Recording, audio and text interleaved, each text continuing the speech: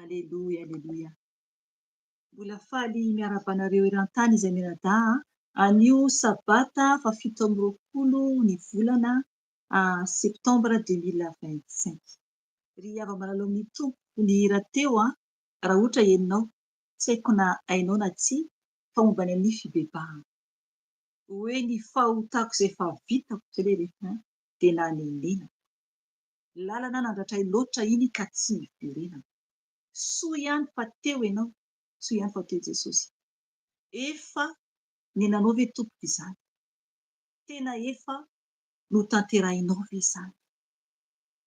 Tena efa nanenenanao marina ve ilay fahotana vitanao? Nanenina ve ianao tamin'ny fahotana vitanao? Hibebaka antsika rehefa avy eo. Hibebaka antsika rehefa avy eo. Dia orinan'izay sokerika izy mitondra ny tenin'Andriamanitra ary koa hiantso anao raha mbola tsy handray Jesosy Tompoko sy Mpamonjy ny fiainanao. Ny fahotantsika izay vitantsika rehetra, tsika samy mpanota avokoa, dia tsy maintsy tsika tonga amin'ny hoe fahatsapana hoe nanenina ny amin'ny ratsy vitantsika. Fa raha mbola hoe iny kosa dia izao iny iny kosa nety ihany iny tsy atoko. Tsy maintsy matsapa-nenina isika dia tsika vao tena hoe madio natrehan'i Jesosy. Ry havana, amin'ny herinandro dia misy vidéo ataoko.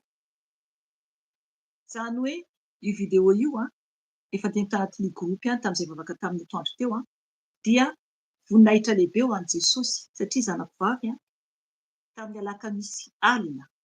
Alakamisy alina zany ho anareo izay manaraka miara-vavaka amiko en direct eto amin'ny isaky ny alakamisy alina dia tamin'ny fotoana io zany nivavaka tamin'io alakamisy alina io dia ny zanako vavy izy nahatsapa izy zany fa mila koa izy miverina amin'i Jesosy. Dia tany amin'ny chambre izy dia nitady an'i Jesosy. Dia nisy fahagagana lehibe, nisy fahitana tena hoe zava-dehibe. Ka ataoko vidéo ilay izy amin'ny herinandro io. Zavatra telo lehibe no nasehony tompo azy. Ka izay ilay miverina amin'i Jesosy rehefa mahatsapa antsika, rehefa nirenireny teny ka tena hoe mitady an'ny tompo indray dia Jesosy eo Jesosy. Ry havana, mivavaka aloha isika alohan'ny ilazantsika ny tenin'Andriamanitra dia hibebaka antsika aorianan'izay.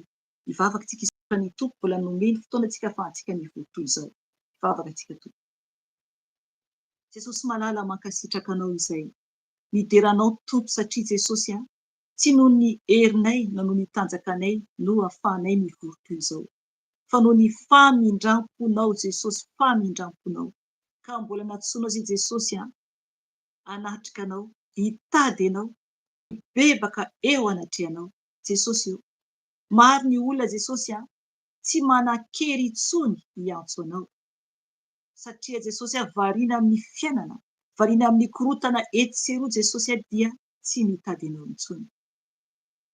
Tompo, maro zavatra ataon'ny fahavalo hampierikerihana anay. Ka ankehitriny Jesosy dia misaotra anao izay tompo satria tonga eto izay Jesosy mivavaka, hitady anao. Angataka ny famindramponao satria Jesosy raha tonga amin'izao moa ianao ka tsy vita fihavana aminao izay Jesosy dia zava-poana. Ka mangataka aminao tompo hatreo izay. Amboary izay tompo. Aoka ianao Jesosy hanatrika anay tsiraray avy. Aoka ianao Jesosy hiasa aminay tsiraray avy. Ka ny voninahitra ho anao, ny dera ho anao Jesosy. Misandata amin'ny fiainanay tompo malala, ho sokafo ny masom-panahinay, sokafo ny masom-panahinay mba ahafantaranay zava-magaga avy amin'ny lalànao. Ka misaotra Jesosy. Fanahy masina tario izay, ampianary izay, ampibebao izay fanahy masina. Fa tena eo aminao tokoa Jesosy. Ny voninahitra dia ho anao irery ihany. Amen. Amen. Araka ny teniko teo ampiandohana dia amin'ny herinandro tiako ho avy moa izany satria androantsika sabata falapitso alahady manomboka ny voalohany herinandro dia amin'ny herinandro zany, ny herinandro hanao vidéo ny fahagagana lehibe izay niseho tato tokantranoko ny amin'ny zanako vavy miverina tamin'ny tompo izy dia ny zavatra nasehon'ny tompo azy. Aleloia, aleloia. Ka ampaherezina antsika mahatonga ny anekeny tompo anaovako ny vidéo satria tsy maintsy ny tompo tsy no miteny hoe izao atao, ty azo atao, ty tsy azo atao dia atao ilay izy. Dia koa ampifoazany antsika zany ny amin'ny hoe eo an'i Jesosy rehefa tena miverina aminazy isika. Araka ny teneniko teo hoe za tsy mbola nazava ninina mihitsy fa araka ny teneniko teo hoe matoa ny teny izay dia rehefa hotsika ka nirenireny teny amin'ny tany teny zany amin'izao tontolo izao zany ka reraka isika dia mitady an'i Jesosy, mitady azy indray dia eo ny tonga ny tompo manatrika antsika indray izy rehefa tena miverina isika. Izay ny eo amin'i Jesosy. Ka zao tsika zao handray ten'Andriamanitra isika dia raha reraka ianao dia aoka ianao anatona Jesosy aza miandry fotoana satria ho avy ani Jesosy, ho avy Jesosy. Raha mahatsiaro reraka ianao. Ny fotoana izay niverenan'ny zanako tamin'ny tompo ny lakamisy teo dia niseho ny voninay satria ny antony rehefa tena miantoraka amin'i Jesosy isika, miantoraka amin'ny tompo isika amin'ny fotsika sy fanahintsika, izany hoe tsy mila olona koa mahita antsika satria izy rehetra tao amin'ny chambre tao. Tsy mila olona mahita antsika ary tsy mila hoe izao na zao fa anao manokana le izy dia zay zavatra niseho. Izy tsy nieritreritra akory hoe ahita fahagagan'Andriamanitra satria zay le tsy miambina zany isika hoe ahita an'izao mila an'izao fa Jesosy mampahafantatra sy mampiseho izay tiany hampisehoana. Zay ny tenin'ny Tompo taminahy koa zay fadiniko teny atao amin'ny gropy androany hoy Tompo miantso anao hoe izy zany mampiseho zay tiany hampisehoana zany. Zay Jesosy. Ka niverina tamin'ny Tompo izy dia nampiseho azy zava-dehibe. Misy amin'ny Apokalipsy nasehoan'ny Tompo anazy, misy amin'ny Apokalipsy. Ka ho ataoko vidéo amin'ny herinandro satria lehibe Jesosy, lehibe ny Tompo ka ny teny horaisintsika anio dia ny iverenantsika amin'ny Jesosy ao amin'ny Isaia 5:20 dia raisitsika koa ny amin'ny Apokalipsy koa andray verset koa tsy amin'ny Apokalipsy zany. Apokalipsy azafady. Isaia 5:20 andiny voalohany sy katramin'ny fahaefatra no vakiantsika. Azafady. Isaia 5:20 andiny voalohany katramin'ny fahaefatra vakiantsika tonga dia ho any amin'ny Apokalipsy tsika rehefa avy eo dia andray verset tsika any amin'ny Apokalipsy. Ho vakiantsika ny eo amin'ny Isaia 5:20 andiny voalohany katramin'ny fahaefatra. Ho vakiako amin'ny anaran'i Jesosy Tompo ny teny. Indro ny tanan'ny Tompo tsy fohy fa mahavonjy ary ny sofiny tsy lalondalovana fa mahare. Fa ny elokareo no mampisaraka anareo amin'Andriamanitrareo ary ny fahotanareo no mampiafina ny tavany aminareo ka tsy mihaino izy. Fa ny tananareo dia voaloto amin'ny rà ary ny ratsan-tananareo amin'ny eloka. Miteny lainga ny molotrareo ary mibedibedy faharatsy ampanay ny lelanareo. Tsy misy mitory olona araka ny fahamarinana na mandahatra eo amin'ny fitsarana araka izay tena izy. Matoky ny misavorovoro sy miteny zava-poana izy. Torotoronina fampahoriana izy ka miteraka loza. Amen. Afaka vakianao io hatrany amin'ny 5:20 dia okanao andinika koa le ten'Andriamanitra. Okanao andinika koa ten'Andriamanitra satria ao dia manambara mihitsy 2:20 ohatra raisiko io hoe fa betsaka eo anatrehanao ny fikomianay ary miapanganay ny fahotanay, eny tsaroanay ny fahadisoanay ary fantatray ny elokay. Amen. Ry havana, isika dia tena hoe nikomy tamin'ny Tompo ny amin'ny fahotantsika. Izany hoe zay tiako atao ny atao. Zay le mikomy amin'Andriamanitra. Tsy mihaino azy fa manao zay tiantsika ataontsika. Zay le fikomiana amin'Andriamanitra. Io fahotanana io e. Fahotana rehefa ohatra ka tsy manaraka ny tenin'ny Tompo isika. Izay mahatonga ny ten'Andriamanitra eto amin'ny 1 manambara hoe ny titra moa adiniko teo ho vakiako ny titra hoe ny eloka mampisaraka amin'Andriamanitra. Zay titra atao amin'ny baiboliko. Izany hoe ny eloka mampisaraka amin'Andriamanitra. Dia hoy ny ten'Andriamanitra ato hoe indro ny tanan'ny Tompo tsy fohy fa mahavonjy ary ny sofiny tsy lalondalovana fa mahare. Ny tanan'ny Tompo zany tsy fohy fa mahavonjy ary ny sofiny tsy lalondalovana fa mahare. Mahare antsika anie Jesosy, mahare antsika izy. Ny tanany dia mahavonjy antsika, ny sofiny maheno. Zay zavatra niseho nahare ny fitaraina zanako vavy izy dia namaly azy Jesosy. Ohatr'izay koa ianao, ohatr'izay koa ohatra ka hoe miantso ny Tompo koa ianao. Aza miandry olona fa mandehana irery eo amin'ny Jesosy. Rehefa tena mahatsapa ianao hoe ampy izay nefa aiza miandry ela dia averena amin'ny Jesosy. Dia amaly ianao ny Tompo. Amaly ianao ny Tompo ary amindra fo satria jereva 2 ny eloka antsika no mampisaraka antsika amin'Andriamanitra antsika. Ny eloka antsika mampisaraka. Izany hoe misaraka zany tena hoe alavitra zany isika. Tsy izy tsotra ny fandraisana.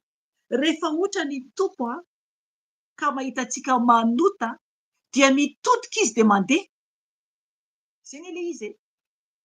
Avelan'ny Tompo eo tsika amin'ny otantsika. dia avy amin'izay sy forongony manafoka satria libra izy tsinona. Zay no mahatonga zava-doza be dia be miseho eran-tany satria efa tsy misy intsony ny fiarovany Jesosy. Mila mibebaka isika tompoko, mila mibebaka isika.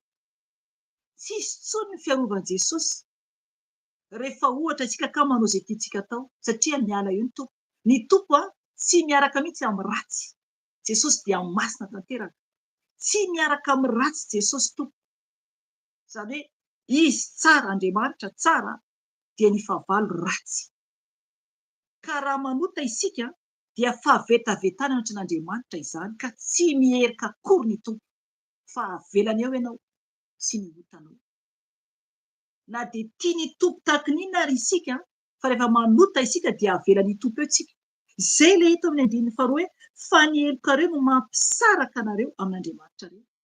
Amen. Ohatra ny olona manao divorce io, aniny iray dia aniny iray. Ilay heloka no mahatonga an'io. Tsy mijano hoe Jesosy fa manana heloka isika. Izay ny momba ny amin'ny tenin'Andriamanitra. Andininy faharoa ihany hoe ary ny fahotanareo no mampiafina ny tavany aminareo ka tsy miay noho izy. Amen. Hitanareo izany. Ny fahotantsika io mampiafina ny tavan'ny tompo amintsika. Zavatra tsy tian'ny tompo jerena akory izany. Satria maloto eo anatrehany, fahavetavetana anatrehany. Ny fahotantsika tompo dia mampiafina ny tavan'ny tompo amintsika, miafina. Tsy hitany mihitsy izany isika, tsy jerena akory isika. Mibebà tompo rehefa ho avy Jesosy. Izay nahatonga ny hira teo dia mazava tsara mihitsy hoe fibebana hoe ity aho, ity ilay zanakao nani, zanakao nani ilay itsika fa hiverina aminao. Hiverina ve ianao anio sa tsy hiverina tompo? Hiverina ve sa tsy hiverina? Mila antsika miverina amin'ny tompo tanteraka satria izy no Andriamanitra. Izy no Andriamanitra. Andininy fahatelo dia hoe fa ny tananareo dia voaloto amin'ny rà ary ny ratsan-tananareo amin'ny heloka. Mitelainga ny molotrareo ary mibedibedy fara-tsipanay ny lelanareo. Ry havana momba ny nofo izany, ny nofontsika io. Inona no ampiasaintsika nofontsika io? Ny tanantsika vao mbara eto. Ny tanantsika vao mbara eto hoe voaloto amin'ny rà. Ahoana moa izany hoe voaloto amin'ny rà izany? Izay ampiasain'ny tanantsika ohatra hoe hanondroana olona, na ohatra hoe hangalarana, na ohatra hoe tentenena foana, na ohatra ampiasaina amin'ny zavatra maloto dia voaloto amin'ny rà. Voaloto amin'ny rà. Ry havana mila mitandrina isika. Satria ny amin'ny ara-panahy dia mazava avokoa ny amin'ny ara-panahy. Raha nomeny tompo famezam-pahasoava ianao mahita ny ara-panahy dia ho hitanao fa be dia be ny amin'ny tenantsika io. Rehefa ohatra ka hoe hitanao hoe ohatra hoe mandroaka devoly mahita zavatra hoe tsy tokony, zavatra tsy mbola fahitanao ianao amin'ny ara-panahy. Ny tenantsika io dia manto fotsiny io. Ka tokontsika tena hoe tsy hiay an'io satria mampanota antsika ny tenantsika. Tena hoe miadiva amin'ilay nofontsika io fa ampiakaro ambony ny fanahy. Ampiakaro ambony ny fanahy. Aza miay ny nofo io. Aza miay any nofo io. Fa io no mampiditra olona maro, ampiditra olona maro any amin'ny elo. Aza manaiky tarihiny nofontsika amin'ny fahadalàna tompo fa mahavely antsika any amin'ny elo izany. Dia ny ten'Andriamanitra koa hoe ary ny ratsan-tananareo amin'ny heloka. Itanareo izany, ratsan-tanana amin'ny heloka. Inona ampiasainao ny ratsan-tananao? Sao dia ny telefaonina foana. Inona ny ataonao amin'ny telefaonina? Inona no ampiasainao amin'ny telefaonina? Inona no ampiasainao ny ratsan-tanana? Hibebao amin'i Jesosy satria hitany tsisy miafina aminy, tsisy miafina aminy tompo na dia kely ary, na dia kely ary. Tsy afaka miala anie isika. Tsy afaka miala isika. Dia eo koa ten'Andriamanitra hoe mitelainga ny molotrareo ary mibedibedy fara-tsipanay ny lelanareo. Amen. Ny lelantsika io raha mitelainga io dia oka ho tsapany vatanao sy ny tenanao ihany dia mibebà. Dia aza mamerina intsony. Aza mamerina intsony ny molotratsika ny ambarany eto. Molotra izany. Dia jerevo ambarany koa ny lela koa avy eo hoe ary ary mibedibedy fara-tsi-panahy ny lelanareo. Eto zany dia ny molotra aloha mandainga, miteny zavatra tsy marina, afo be zany, afo be ny miandry. Hitantsika verset rehefa avy eo fa entina teto foana, afo be zany. Lainga fotsiny ny molotra antsika mampandainga antsika dia any amin'ny elo tompoko, any amin'ny elo, any amin'ny elo. Dia hoy ny ten'Andriamanitra koa hoe ary mibedibedy fara-tsi-panahy ny lelanareo. Ny lela, ao ny fiteny fiavonavonana, ao ny fiteny fanaratsiana, ao ny fiteny fitentenana olona amin'ny tsy antony, ao ny fiteny fifosana, zay le ataon'ny lela zay. Satria mazava be ny teny eto hoe ary mibedibedy fara-tsi-panahy ny lelanareo. Ratsy fanahy mihitsy, ratsy fanahy.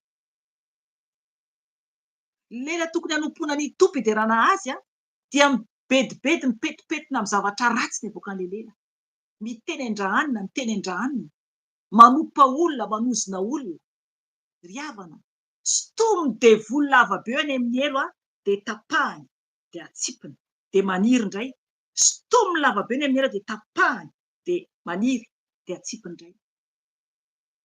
Ry havana, tsy ho afa-bela isika raha ny lelantsika no miteniteny foana ibebahantsika koa zany rehefa avy eo. Raha mibedibedy faratsiana foana io lela io, dia aoka fantatsika fa elo no miandry, elo no miandry to, elo no miandry. Ovay ny fomba fiteny, ovay tanteraka. Ao koa ny fahasikana, satria tena hoe mibedibedy fara-tsi-panahy. Ao fahasikana, ao teny ratsy, ao ny ady, isan-karazany zany. Dia zavatra tenen'io lelantsika io ka tsy madio dia elo zay no miandry. Efa nambarako teto fa tsy mihina fa averina foana, efa hitako ny lela maloto amin'ny ara-panahy. Efa hitako. Toy ireny petrolina mainty be ireny mipetaka amin'ny lela. Ry havana, tsy ho afaka isika miariaratra an'Andriamanitra anie izany ara-panahy zany. Ny nofintsika manao fotsiny fa ny fanahintsika no hanatrika fitsarana, hanatrika fitsarana. Fa mila mitandrina isika, mila mitandrina mafimafy isika. Andiny faefatra, tsy misy mitory olona araka ny fahamarinana na mandahatra eo amin'ny fitsarana araka izay tena izy. Hatreo aloha, amen. Maro ny olona dia miteny zavatra ratsy foana, tsy mba miteny zavatra marina. Zavatra ratsy foana fa tsy ny fahamarinana no ambara.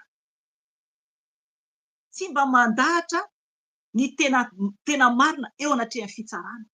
Fa misy foana ny lainga izay zavatra ratsy foana. Raha miresaka amin'ny olona ianao, ahoana ny fomba firesakanao? Fantatrao zao ve fa hoe raha manao an'io ilay olona ho any amin'ny hafa be dia ambaranao ve ny fahamarinana? Ambaranao aminy ve ny fahamarinana hoe ohatra hoe izaho misotro toaka intsony ianao fa ho any amin'ny hafa be nge ianao e? Raha ohatra ka havanao na ohatr'izany, miteny ve ianao fahamarinana amin'ilay olona? Fantatrao zao ilay fahamarinana dia tsy miteny ianao. Mitandrema fa hanadina ny tompo anao izany. Satria mahatonga miteny eto dia izay zany tiany tompo ambara. Raha misy zavatra marina hitanao, nefa raha misy zavatra marina fantatrao, nefany tsy ambaranao amin'ilay olona eo alohanao ilay izy, fa tazominao anao ao, nefany ianao fanahy masina miteny hoe ambarao fa tsy mety io, dia aleonao mangina satria matahotra sao dia elan'ilay olona, matahotra sao dia tsy tian'ilay olona, matahotra sao dia afaka vahan'olona. Ry havana, Jesosy ary ireo mpianatry ny tompo dia tsy natahotra olombelona. Tsy natahotra olombelona fa miteny ny marina. Izay ilay azo fijaliana hoentintsika. Ahoana tsika no hoe angina? Hitanao zao fa hoe manomboka manao zavatra tsy mety ilay olona eo alohanao, na olona fantatrao dia hay, avelako ihany. Hitanao fa manao kolikoly ilay olona ohatra, mpiara-miasa aminao, dia tsy miteny ianao, tsy mananatra ianao. Hitanao toetran'ny vadinao fa mety tsy mety ohatran'ny manambady ianao, dia tsy miteny ianao fa manaraka anazy koa. Ry havana, afo be no vantaninareo roa, afo be no vantaninareo roa. Hitanao zao koa fa ilay vadin'olona no miara-mipetraka aminao, tsy anao le izy fa an'olona dia mbola miafiafy fa hamindra fo amiko angamba an' Jesosy. Ry havana afo be no vantaninao sy le olona. Ny tompo dia masina. Masina ny tompo ary tsy mankasitraka ota. Tsy azo alamin-danina ny ota natỳ an' Jesosy. Tsy azo atao zany. Rehefa masina dia masina. Rehefa maloto dia afo be. Izay ny eo amin' Jesosy. Tsisy ampovoany. Tsisy ampovoany.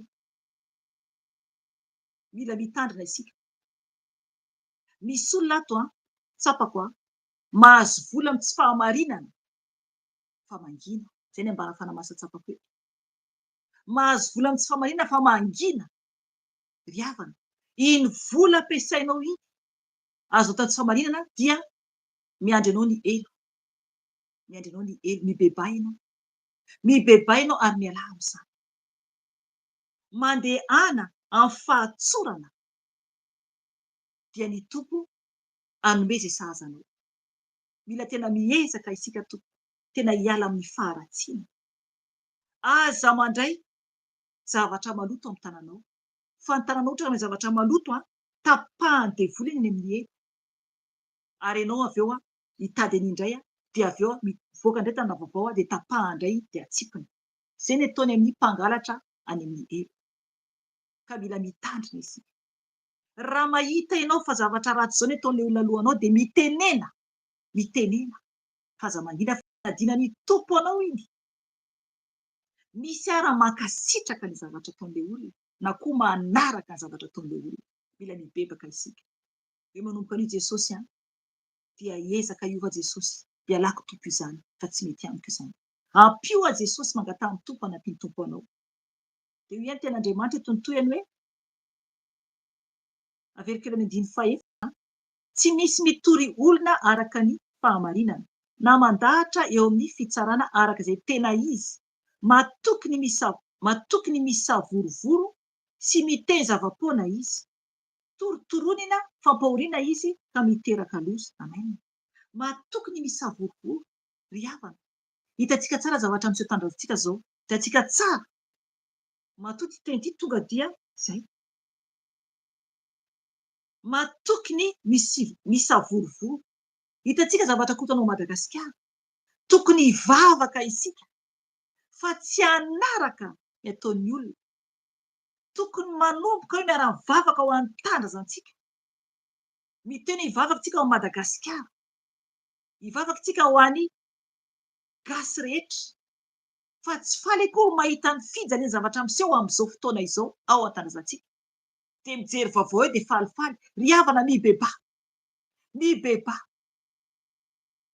Fa tokony hivavaka ho an'ny Madagasikara isika. Fa tsy matoky ny misavorovoro. Tsy miandry ahita zavatra ratsy. Fa tokony hibebaka. Ry havana, fizahan-toetra ny ataon'Andriamanitra antsika amin'izao fotoana izao hoe fizahan-toetra. Iza no fikirinao amin'izao?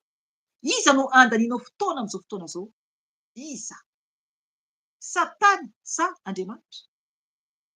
Satana sa Jesosy? Tokony ianao hanomana ny mandrakizay ianao. Tokony hanomana ny mandrakizay ianao ianao. Efa nampitandrina ny tompo, fantatsika tsara, fa ho hisy ny ady etsy sy eroa. Ho hisy ny ady etsy sy eroa. Ary normala raha misy koa Madagasikara. Efa niteny efa hitako tamin'ny fahitana izany tamin'izay nivavaka indray mpandeha. Ohatran'ny hoe mitana zavatra eny an-tany mifampikapoka.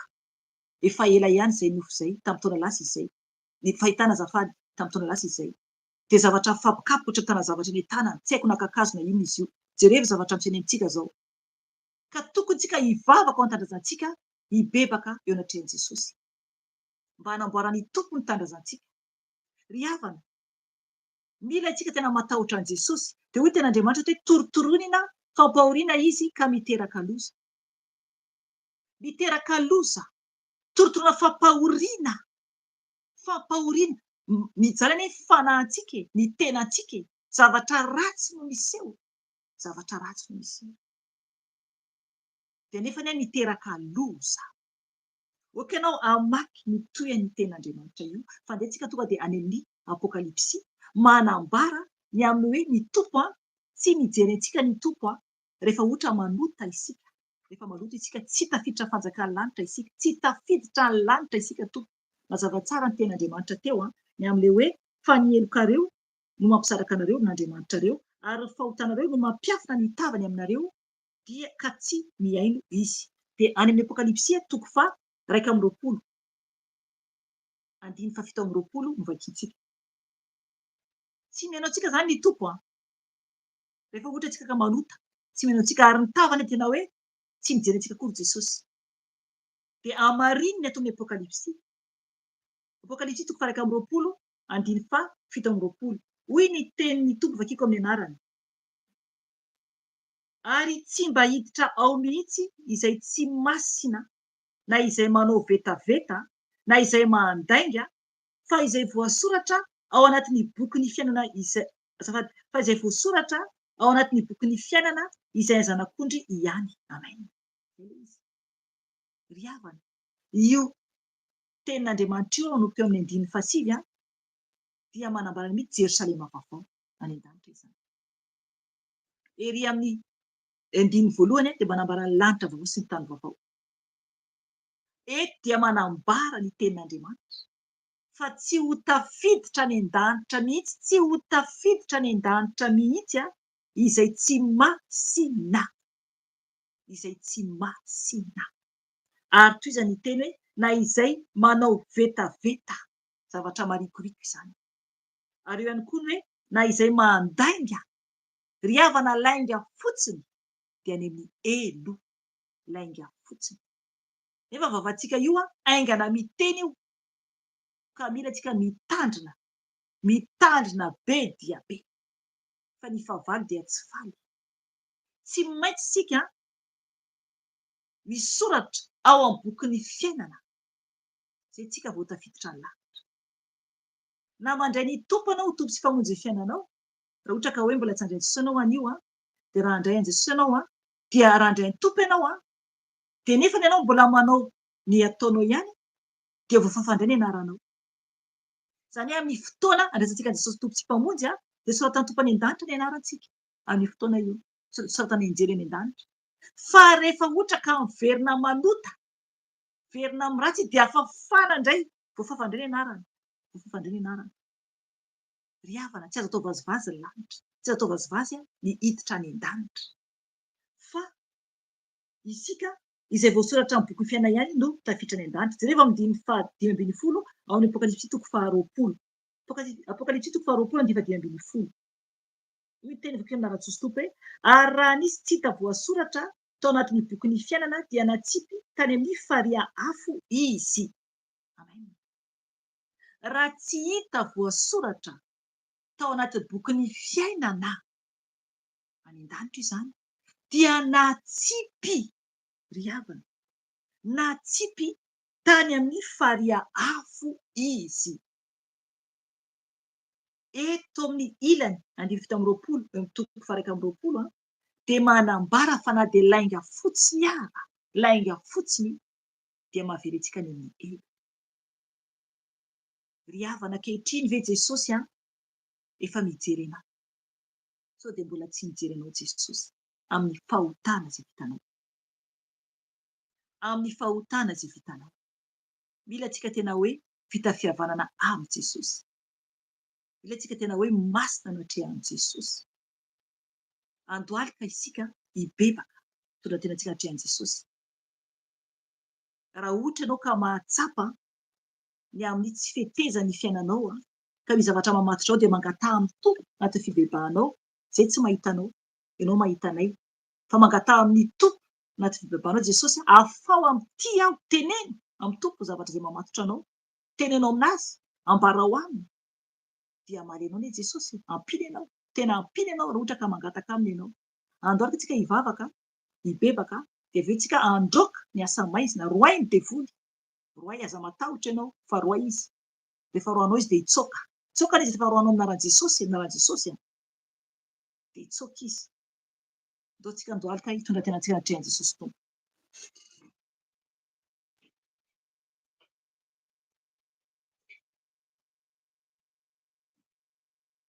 Jesosy tompo, indreto izay Jesosy mandohalika anaty sisa fiandriananao.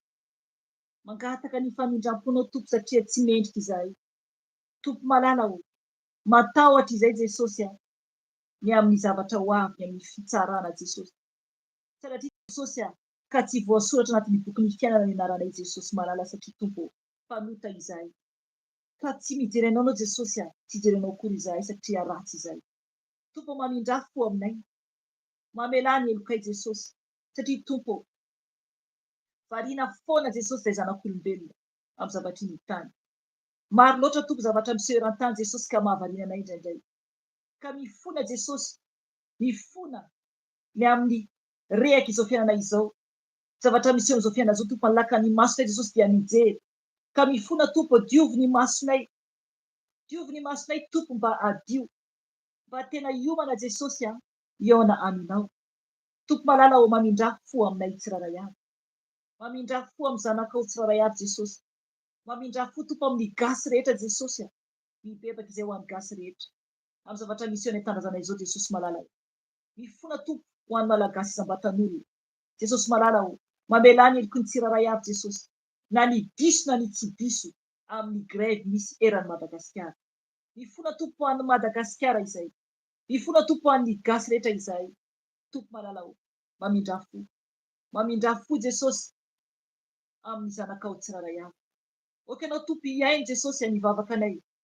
Ny famindram-ponao Jesosy no ilainay. Tompo diovy Jesosy ny mombanay manontolo. Sasao Tompo amin'ny ranao Jesosy ny masonay. Oka anao Tompo manala Jesosy ny kirana izay manakona ny masonay Tompo tsy hatanay ny vonay trao. Sasao Tompo amin'ny ranao soa Jesosy ny jerinay. Ianao no afaka mamelanay. Ianao no afaka manadio anay. Jesosy eo koa Jesosy ny sofinay. Ny sofinay Tompo izay enonay zavatra maro be eran-tany Jesosy satria Tompo feno ny korotana. Indraindray Jesosy lany ny fotoana Jesosy tokony anatonanay anao Jesosy efa tonga dia miaino izany. Ka mifona Jesosy, mifona ny amin'ny sofinay izay norenesinay Jesosy mifona aminao. Mifona aminao Jesosy malala ho. Sasao amin'ny ranao ny sofinay. Sasao amin'ny ranao ny sofinay Jesosy mba tena iaino anao ankatoanao. Jesosy vonjeo izahay, amboary izahay, avozy izay Jesosy fa mila anao fatratra izay. Mangataka ny famindram-ponao Jesosy. Oka ianao amelanay tsiraray avy. Oka ianao anafaka anay tsiraray avy. Jesosy mangataka aminao koa izay Jesosy malala. Ny amin'ny vavanay voateny teo. Voateny teo ny vavanay, ny molotray voateny teo. Voateny teo ny molotray ny lelanay Jesosy. Mifona Tompo ny amin'ny fiteny rehetra tsy araka ny sitraponao. Mifona Tompo ny amin'ny lainga izay voateninay Jesosy tsy araka ny sitraponao. Mifona Tompo ny amin'ny teniteny foana ambaran'ny molotray Jesosy ny lelanay Jesosy tsy araka ny sitraponao. Jesosy fonana aminao Jesosy ny lelanay, ny molotray Jesosy ny vavanay. Mamindra fo Jesosy, mamelanay tsiraray avy. Mifona ho an'ny gasy rehetra Jesosy ny amin'ny fiteny, ny amin'ny zavatra voaka ny vavan'ny tsiraray avy. Mamindra fo Jesosy, mamelà Jesosy ny gasy rehetra. Mamelà Jesosy ny zanakao tsiraray avy eran-tany. Ianao Tompon'Andriamanitra tsara indrindra. Mangataka ny famonjenao Jesosy, milanao izahay. Mangataka anao Tompo malala ho amindra fo aminay. Jesosy mangataka aminao koa Tompo. Oka ianao Tompo anadio ny fisainanay tsiraray avy. Diovy ny sainay tsiraray avy Jesosy.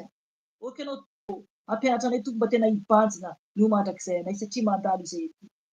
Vahiny any izay Jesosy amin'ny tany ity fa ny aminao Tompo no mandrakizay doroy. Diovy Jesosy ny fisainanay Jesosy mba adio. Diovy ny sainay Tompo mba adio Jesosy ka hisainany any an-danitra Jesosy. Hisainany any aminao Jesosy malala ho satria milanao izay. Milanao izay Jesosy Tompo. Mangataka aminao koa Tompo ny tananay voateny teo. Ny ratsan-tananay voateny teo Tompo ny ratsan-tananay koa. Ka diovy Tompo ny tananay amin'ny ranao. Mifona Jesosy ny amin'izay nampiasainay ny tananay Jesosy. Mifona aminao. Tompo sasao amin'ny ranao Jesosy ny tananay tsiraray avy. Sasao amin'ny ranao ny tananay tsiraray avy Jesosy malala satria Tompo mpanota izay tsy mendrika akory. Jesosy mamindra fo aminay ianao. Mamelà anay Jesosy. Diovy amin'ny ranao ny tananay. Diovy amin'ny ranao ny tananay. Eo koa Jesosy ny tongotray Jesosy. Tongotray Tompo izay nalehan'ny tongotray Jesosy tsy araka sitraponao. Mamindra fo Tompo, mamelà anay. Avozy Jesosy amin'ny famindranay. Amboary izay Tompo mba ho mendrika anatrehanao. Tompo malala ho. Eo koa Jesosy ny fonay. Ny fonay Tompo no lampanao, no toeranao. Amboary Tompo ny fonay Jesosy ankatoanao Jesosy satria tompo mazava Jesosy.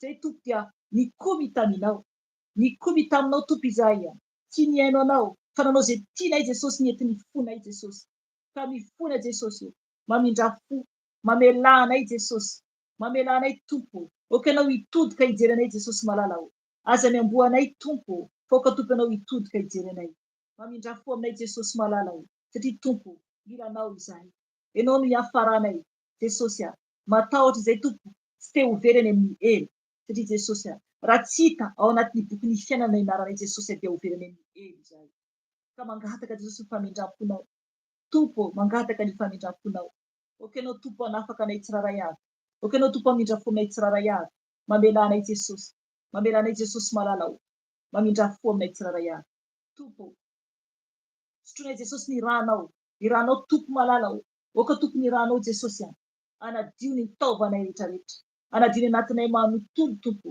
sasao amin'ny ranao izahay lalandranay Jesosy oka ho ranao Jesosy anaty lalandranay tompo oka izay diovinao Jesosy mamelany elokay oka ianao andoro ny aretina rehetra zay mitady hiforona anatin'ny vatanay tsiraray avy oka ianao tompo andevina Jesosy miasa fahavalo rehetra zay mitady hanafika anay tompo anatin'ny taovanay tompo ny amin'ny sakafo zay nohaninay na amin'ny rano zay sotroinay Jesosy malalao oka tompo andoro izany andevina izany Jesosy ianao lehibe fitiavana ianao mamindra fo Jesosy amin'ny olonao tsiraray averan-tany eo koa tompo amin'ny ankohonanay zay manana ankohonana mamelany tsiraray avy Jesosy amboary tompo ny vady aman-janaka anay mba ho mendrika anao mba ho toanao Jesosy izay tsiraray avy Jesosy amboary tompo mba ho tody any aminao tompo ny tsiraray avy ampianary Jesosy andeha araka ny sitraponao avao Jesosy sasao amin'ny ranao Jesosy ny tsiraray avy Jesosy mamindra fo ianao amin'ny zanakao eran-tany koa Jesosy zanakao eran-tany tompo izay reraka Jesosy mitady ianao eo ihany koa tompo izay niverin-dalana Jesosy dia mamindra fo amin'ny tsiraray avy satria tompon'Andriamanitra lehibe indrindra Jesosy tompo hitsangana izay Jesosy androaka ny asan'ny fahavalo asa fahavalo zay mitady hanafika anay zay mitady tompo andreraka anay mandrakariva Jesosy ka hitsangana izay tompo raisinay ny hery sy ny fahefana ka miaranao Jesosy avy Nazareta no hitsangananay andidinay sy androanay na samanty satana rehetra miala ianareo tsy manan-kery anay tsy manam-pahefana fa miala ianareo fa diporina amin'ny rano Jesosy davaky ny ela ianareo satana ny plasinao satana potena amin'ny rano Jesosy ravana amin'ny rano Jesosy entiny etanao any andavaky ny ela ny plasinao satana lehibe any mpandainga potena amin'ny rano Jesosy ravana amin'ny rano Jesosy torona amin'ny rano Jesosy torona amin'ny rano Jesosy davaky ny ela ny plasinao miala tao tokantrano miala amin'ny tenako Andriamanitra torako amin'ny rano Jesosy entiny etanao eto fongonao potena amin'ny rano Jesosy ravana amin'ny rano Jesosy miala ko anao eto etanao Lucifera miala ko ianao rainlainga torona amin'ny rano Jesosy ravana amin'ny rano Jesosy ndavaky ny ela ny plasinao miala tao tokantranoko ambony ka hatrany ambany potena amin'ny rano Jesosy ravana amin'ny rano Jesosy miala ko anao devon'ny Belzeboba didina amin'ny rano Jesosy itanao potena amin'ny rano Jesosy tapahana ny tandrokao potena amin'ny rano Jesosy ravana amin'ny rano Jesosy davaky ny ela ny plasinao Belzeboba potena amin'ny rano Jesosy devoly tiady torona amin'ny rano Jesosy davaky ny ela anao sy niadinao Belzeboba potena amin'ny rano Jesosy devoly tenenan-dratsy fanaratsy de potena amin'ny rano Jesosy davaky ny ela ny plasinao ravaravana amin'ny rano Jesosy anao ravaravana amin'ny rano Jesosy anao entiny tanao any ny plasinao miala ko ny devoly dragona potena amin'ny rano Jesosy ravana amin'ny rano Jesosy torona amin'ny rano Jesosy torona amin'ny rano Jesosy davaky ny ela ny plasinao tapahana ko ny rambonao tapahana ny rambonao tapahana ny rambonao torona amin'ny rano Jesosy ravana amin'ny rano Jesosy davaky ny ela ny plasinao tsy manan-kery tsy manam-pahefana anay fa resanao miala ko devon'ny Jezebela entiny tanao eto fongonao eto ny fofona amaimbonao entiny tanao de potena amin'ny rano Jesosy miala tao tokantranoko miala amin'ny chambre anay tsiraray avy miala ny asan'Andriamanitra torako amin'ny rano Jesosy davaky ny ela ny plasinao ry Jezebela any ianao tsy midikitra tokantranoko eto fa nitopo izahay miala ianao torako amin'ny rano Jesosy davaky ny ela ny plasinao efa resy ianao terako amin'ny rano Jesosy rano Jesosy mandravarava anao miala ko anao devon'ny sirena miala ianao zazavavin-drano tsy manan-kery aminay tsy manam-pahefana anay fa potena amin'ny rano Jesosy ravana amin'ny rano Jesosy davaky ny ela ny plasinao miala amin'ny loharano ato ianao miala amin'ny rano amin'ny robinet miala amin'ny rano sotronay miala amin'ny sakafonay potena amin'ny rano Jesosy ravana amin'ny rano Jesosy davaky ny ela ny plasinao miala amin'izay likida ato anao potena amin'ny rano Jesosy davaky ny ela ny plasinao torona amin'ny rano Jesosy tsy manan-kery tsy manam-pahefana miala ianao tsy mipetapetaka amin'ny fitafianay potena amin'ny rano Jesosy ravana amin'ny rano Jesosy miala ianao entiny etanao miala amin'ny fofona maimbo rehetra de entiny etanao davaky ny ela ny plasinao torona amin'ny rano Jesosy torona amin'ny rano Jesosy torona torna amin'Andro Jesosy, miala anao davaka ny plasy zava-mandrano, any plasy torna amin'Andro Jesosy, ravarafana amin'Andro Jesosy, ravarafana amin'Andro Jesosy, potena amin'Andro Jesosy, miala amin'ny efitra ny tsirairay avy, miala amin'ny fiainanay, miala amin'ny asandriamanitra koa anao, hoentina hitanao, davaka ny plasy anao, rafana amin'Andro Jesosy anao, miala anao, miala koa dia arika fahafatesana, miala anao, tsy manafinafika ny akohona, tsy manafikafika na ianao, fa potena amin'Andro Jesosy, davaka ny dia vola fahafatesana, potena amin'Andro Jesosy, ravana amin'Andro Jesosy, davaka ny plasinao, torako amin'Andro Jesosy, torako amin'Andro Jesosy, ravako amin'Andro Jesosy, ravako amin'Andro Jesosy, torako amin'Andro Jesosy, davaka ny plasinao, tsy manakery aminay, tsy manapahefana aminay, davaka ny plasinao. Miala koa anao dia von'ny accident, torona amin'Andro Jesosy, ravana amin'Andro Jesosy, tsy manafikafika na ianao, fa potena amin'Andro Jesosy, ravana amin'Andro Jesosy, ny fandrika eny an-dalana eny, torona amin'Andro Jesosy, ravana amin'Andro Jesosy, an-tokantrano koa, potena amin'Andro Jesosy, ravana, tsy manakery, tsy manapahefana mihitsy dia von'ny accident, efa resy ianao, potena amin'Andro Jesosy, ravana amin'Andro Jesosy, ravana amin'Andro Jesosy, davaka ny plasinao, miala ianao, dia von'ny fitadidiana rehetra, potena amin'Andro Jesosy, ravana amin'Andro Jesosy, davaka ny plasinao, miala dia von'ny mpampiady rehetra, potena amin'Andro Jesosy, ravana amin'Andro Jesosy, davaka ny plasinao, tsy manakery, tsy manapahefana, dia von'ny fiemorana, potena amin'Andro Jesosy, davaka ny plasinareo, tsy manakery, tsy manapahefana, efa resy ianareo, dia von'ny aretina mandringana, mitondra aretina rehetra, miala dia von'ny aretina, torona amin'Andro Jesosy, ravana amin'Andro Jesosy, davaka ny plasinareo, tsy manakery aminay, ny fanaratsy, tsotsofoka tato, na iza fanasitro tato dia miala, eto itanareo, tsisy plasinareo ato, fa miala nareo, zay rehetra ny tongotra n'olona avy any ivelany avany, zay rehetra ny tongotra ny akoho avy any ivelany avany, zay rehetra ny tongotra avy any ivelany avany, dia miala, tsy manakery, tsy manapahefana, fa fodoraiko amin'Andro Jesosy,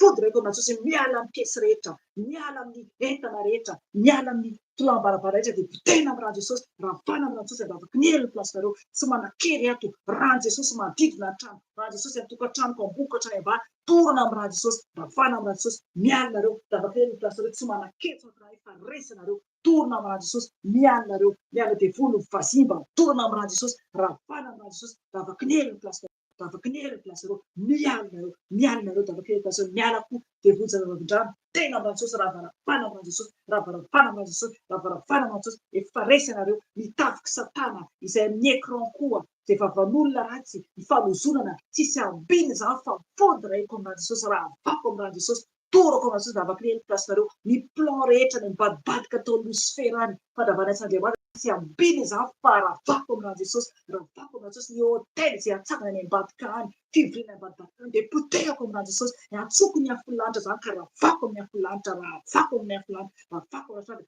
fizeko amin'ny afolanitra, torako amin'Andro Jesosy, tsy manakery, tsy manapahefana, tsy mahakasika amin'Andro Jesosy, tsy mahakasika ny Andriamanitra, tsy mahakasika ny akohonako, torako amin'Andro Jesosy, ravako amin'Andro Jesosy, ravako amin'Andro Jesosy, ny devoly mpangalatra fitahiana rehetra, devoly mpangalatra fahasoavana rehetra, dia potehako amin'Andro Jesosy, miala amin'ny akohonako, miala amin'ny akohonako, miala amin'ny tenako, potehako amin'Andro Jesosy, ravako amin'Andro Jesosy, ravako amin'Andro Jesosy, davaka ny plasinareo, torako amin'Andro Jesosy, miala devoly mpangalatra fitahiana rehetra, miala amin'ny akohonako, miala avy manjara, miala amin'ny tenako, potehako amin'Andro Jesosy, davaka ny plasinareo, ravako amin'Andro Jesosy, devoly blokazy rehetra, miala devoly blokazy, ravako devoly blokazy, ravako devoly blokazy, torako amin'Andro Jesosy, potehako potehako ny blokazy rehetra, potehako amin'Andro Jesosy, potehako amin'Andro Jesosy, ravako amin'Andro Jesosy, ravako amin'Andro Jesosy, davaka ny devoly blokazy, davaka ny devoly blokazy, potehako amin'Andro Jesosy, ravako amin'Andro Jesosy, eny amin'ny elon-rivotra eny, mitady rafika anay, dia tsy ambinina fa potehana amin'Andro Jesosy, alefako amin'Andro Jesosy, potehana amin'Andro Jesosy, potehana amin'Andro Jesosy, eny amin'ny elon-rivotra eny, mitady rafika, potehana amin'Andro Jesosy, ravaravako amin'Andro Jesosy, ravaravako amin'Andro Jesosy, efa resy nareo, efa resy nareo, efa resy nareo, davaka ny plasinareo, tsy ambinina nareo, misaotra anao Jesosy, akandro tompo, andrafitra anay, andrafitra ny ankohonanay, andrafitra ny asanao, andrafitra ny mombanay tsirairay avy, miala koa ny devolin'ny kalan'oro, miala devolin'ny kalan'oro, torona amin'Andro Jesosy, torona amin'Andro Jesosy, tena amin'Andro Jesosy, tena amin'Andro Jesosy, miala devolin'ny kalan'oro, efa resy, torona amin'Andro Jesosy, ravana amin'Andro Jesosy, tena amin'Andro Jesosy, tena amin'Andro Jesosy, torona amin'Andro Jesosy, davaka ny plasinareo, devoly mpitondra aretina rehetra, ny amin'ny sakafo izay nohanina, levonina amin'Andro Jesosy, levonina amin'Andro Jesosy, levonina amin'Andro Jesosy, levonina amin'Andro Jesosy, davaka ny plasinareo, any nareo satana, any nareo fanaritra tsy manan-kery aminay tsony, fa resy nareo, misaotra anao Jesosy, misaotra anao Jesosy, oka anao tompo, andrafitra ny ranao aminay, rakofony ranao ny ankohonanay tsirairay avy, rakofony ranao ny asanay, rakofony ranao Jesosy ny tenanay, ny ankohonanay, ny mombanay tsirairay, rakofony ranao Jesosy malalao, oka anao andrafitra anay amin'ny ranao, oka anao andrafitra anay amin'ny ranao,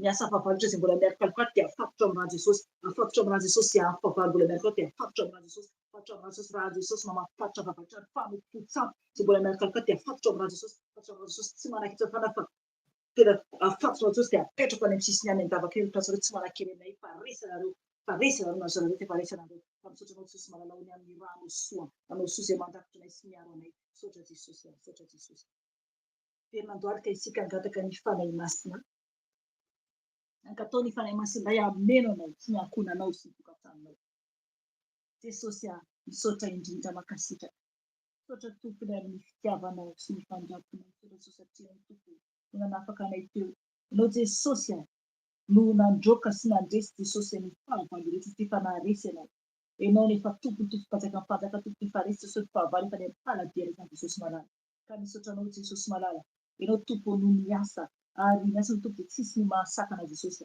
efa resy Jesosy ny fahavalo rehetra tompo na ny menarana ila Jesosy efa voatorotoro efa voatorotoro zao ny tongotra amin'ny afo Jesosy efa potika tanteraka efa leva Jesosy ny fahavalo rehetra ka misaotra anao Jesosy malala ny amin'ny fitiavanao sy ny famindrampinao ankehitriny Jesosy dia mangataka ny fanahinao izay ny fanahy masinao fanahy masina malala ao mangataka anao izay okenao ameno anay okenao ameno anay fanahy masina okenao ameno anay mitovatobaka fanahy masina milanao izay ilanao zay fanahy iray tsy mahavita teny izay raha ohatra ka nisaraka aminao fenoanao zay fanahy masina milanao izay no ilay fanahy iray le fanahy tsara indrindra tsisy toanao okenao ameno anay tsiraray avy okenao ameno anay tsiraray avy ilay fanahy fiton'Andriamanitra velona feno ianao izay feno anao izay ianao ilay fanahy ny fanasitranana ianao ilay fanahy fahazavana ianao ilay fanahy ny fahendrena ilay fanahy ny fitiavana eny ianao ny fanahy masina ilay fanahy fiton'Andriamanitra feno ianao izay feno izay fanahy masina okenao ameno anay tsiraray avy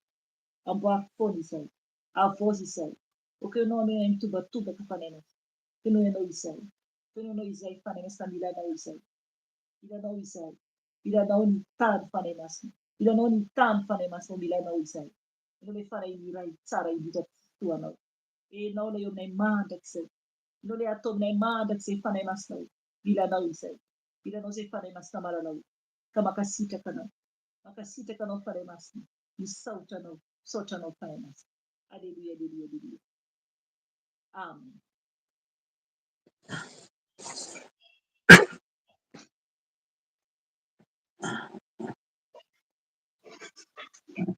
amen misaotra Jesosy tsika ny tapany voalohany moa zany ny fambanantsika eto dia tonga dia mametraka veloha aminareo zako dia omeko ny zokerika ny toyany dia veloma daholo tompoko dia tahiny Jesosy daholo tsika tsiraray dia amin'ny heriny indray no fankahitentsika fahalohan'izany eo moa ny vidéo izay avoaka ary koa ny amin'ny lakamisy any amin'ny en direct ihany koa ny amin'ny alina zany izay vonona hivavaka ny alina mivavaka fiambinana alina dia veloma daholo tompoko miarahaba Jesosy tompo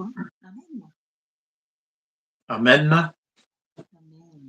alleluia misaotra ny tompontsika ny amin'ny fotoanan'io dia misaotra ny mama Felicia ny amin'ny nanomboana fotoana sy ny amin'ny fampibebahana fijona vavolombelona izay mbola araka ny teny teo zany fa misy ny vidéo izay hanazavana ny voninahitr'Andriamanitra niseho tamin'ny zanany vavy zany dia mamerina ny fiarabanantsika moa zany amin'ny anaran'i Jesosy ho ampitomboina amintsika mandrakariva ny fahasoavana sy ny fiadanana avy amin'Andriamanitra Ray Jesosy Kristy ary indrindra ny firaisana amin'ny fanahy masina izay efa nangatahantsika teo ka dia hisoratsika ny tompo androany zany dia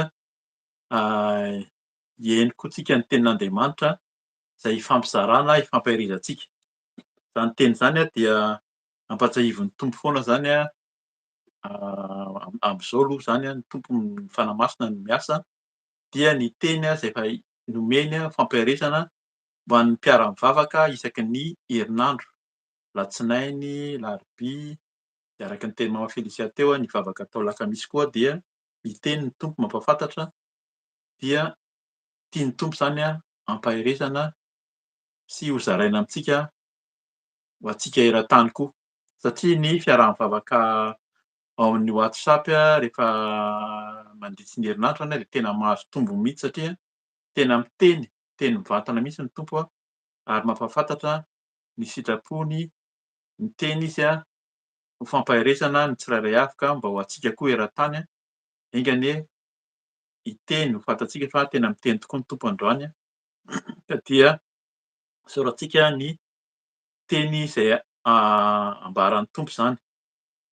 Alohan'ny hizarantsika ny ten'Andriamanitra dia hivavaka isika miatrahantsika izany koa fanahy-masina eo amintsika efa teto amintsika mandrakariva izy fa mba ny tenin'Andriamanitra indray zany ho zaraina no angatantsika na ho ahy na ho anao izay mihaino zany vavakantsika tompo. Eny Tompo, sotranao izay Andriamanitra iray, i Jesosy Kristy fanahy masina. Ianao tokoa mihaino vavaka ary mamaly vavaka eo aminay mandrakariva ary ao anatinay. Sotranao Tompo satria ianao miasa, ny ranao soa dia efa nanadiovanao anay sady raha ny bebaka sy ny fona teo anatrehanao izay ary indrindra ilay fanahinao masina apetraka ao aminay.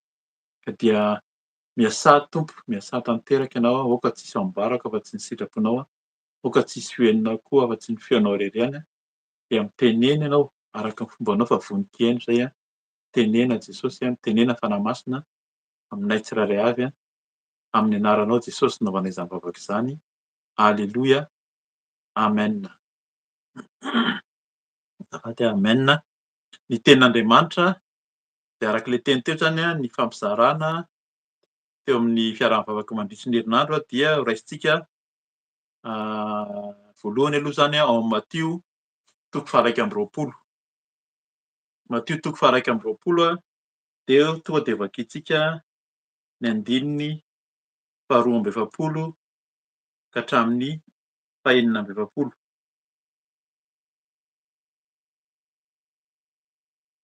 Matteo 1:20 raisintsika amin'ny andininy 12 ka hatramin'ny 19. Rehefa hita dia vakiantsika amin'ny anaran'i Jesosy. Vakiana amin'ny anaran'i Jesosy zany hoy Jesosy taminy: tsy mbola novakianareo akory tao amin'ny soratra masina va izao? Ny vato izay nilavy ny mpanao trano dia izany no tonga vato fehizoro. Avy tamin'ny Tompo izao ka mahagaga eo imasontsika. Izany koa zany dia hita ao amin'ny Salamo 20:12 sy ny 13. Ary noho izany dia lazaiko aminareo hoe esorina aminareo ny fanjakan'Andriamanitra ka omena izay firenena mahavokatra ny voany. Ary izay potraka amin'ity vato ity dia ho torotoro, ary na zovy no ianjerany dia ho motsamotsana. Ary rehefa ren'ny lehiben'ny mpisorona sy ny fariseo ny fanoharana nataon'i Jesosy dia fantany fa ny tenan'iry zareo no nolazainy tamin'izany. Dia nitady hisambotra azy izy ireo, saingy natahotra ny vahoaka satria nekeny vahoaka ho mpaminany Jesosy. Amen. Amen. Zany zany teny voalohany raisintsika eto zany dia tena io teny io no efa mifampizarana zany nahagaga fa tamin'ny alatsinainy moa zany, latsinainy alina, isaky ny latsinainy alina no misy ny fiaraha-mivavaka amin'ny WhatsApp raha te hiara hivavaka amin'izany ianao dia afaka mahita ny telefônina, contact amin'ny telefônina na amin'ny mail na amin'ny misy adresy zany ao amin'ny site no avy Jesosy eo dia afaka manontany ianao hoe mba te hiara hivavaka ny latsinainy, larobia. Misy ny vavaka YouTube mivantana azonao jerena mivantana zany atao Maman Felicia rehefa alakamisy. Dia misy koa zany nanomboka tsy ela ny fiaraha-mivavaka atoandro rehefa sabata ohatr'izao dia zao arivo zao zany tohizantsika ny fiaraha-mivavaka manomboka amin'ny 9 Eoropa. Dia saorana ny Tompo fa mandroso ny asa, izy no maniraka dia tsika zany mantanteraka ny amin'ny iraka izay men'ny Tompo. Azafady fa hisotro rano kely fa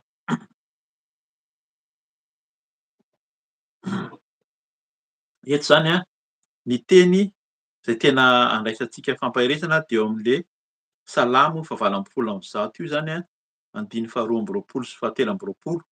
Fa raisintsika tamin'ny Matteo ilay izy. Matteo 1:20 izay Jesosy mihitsy nandray anazy.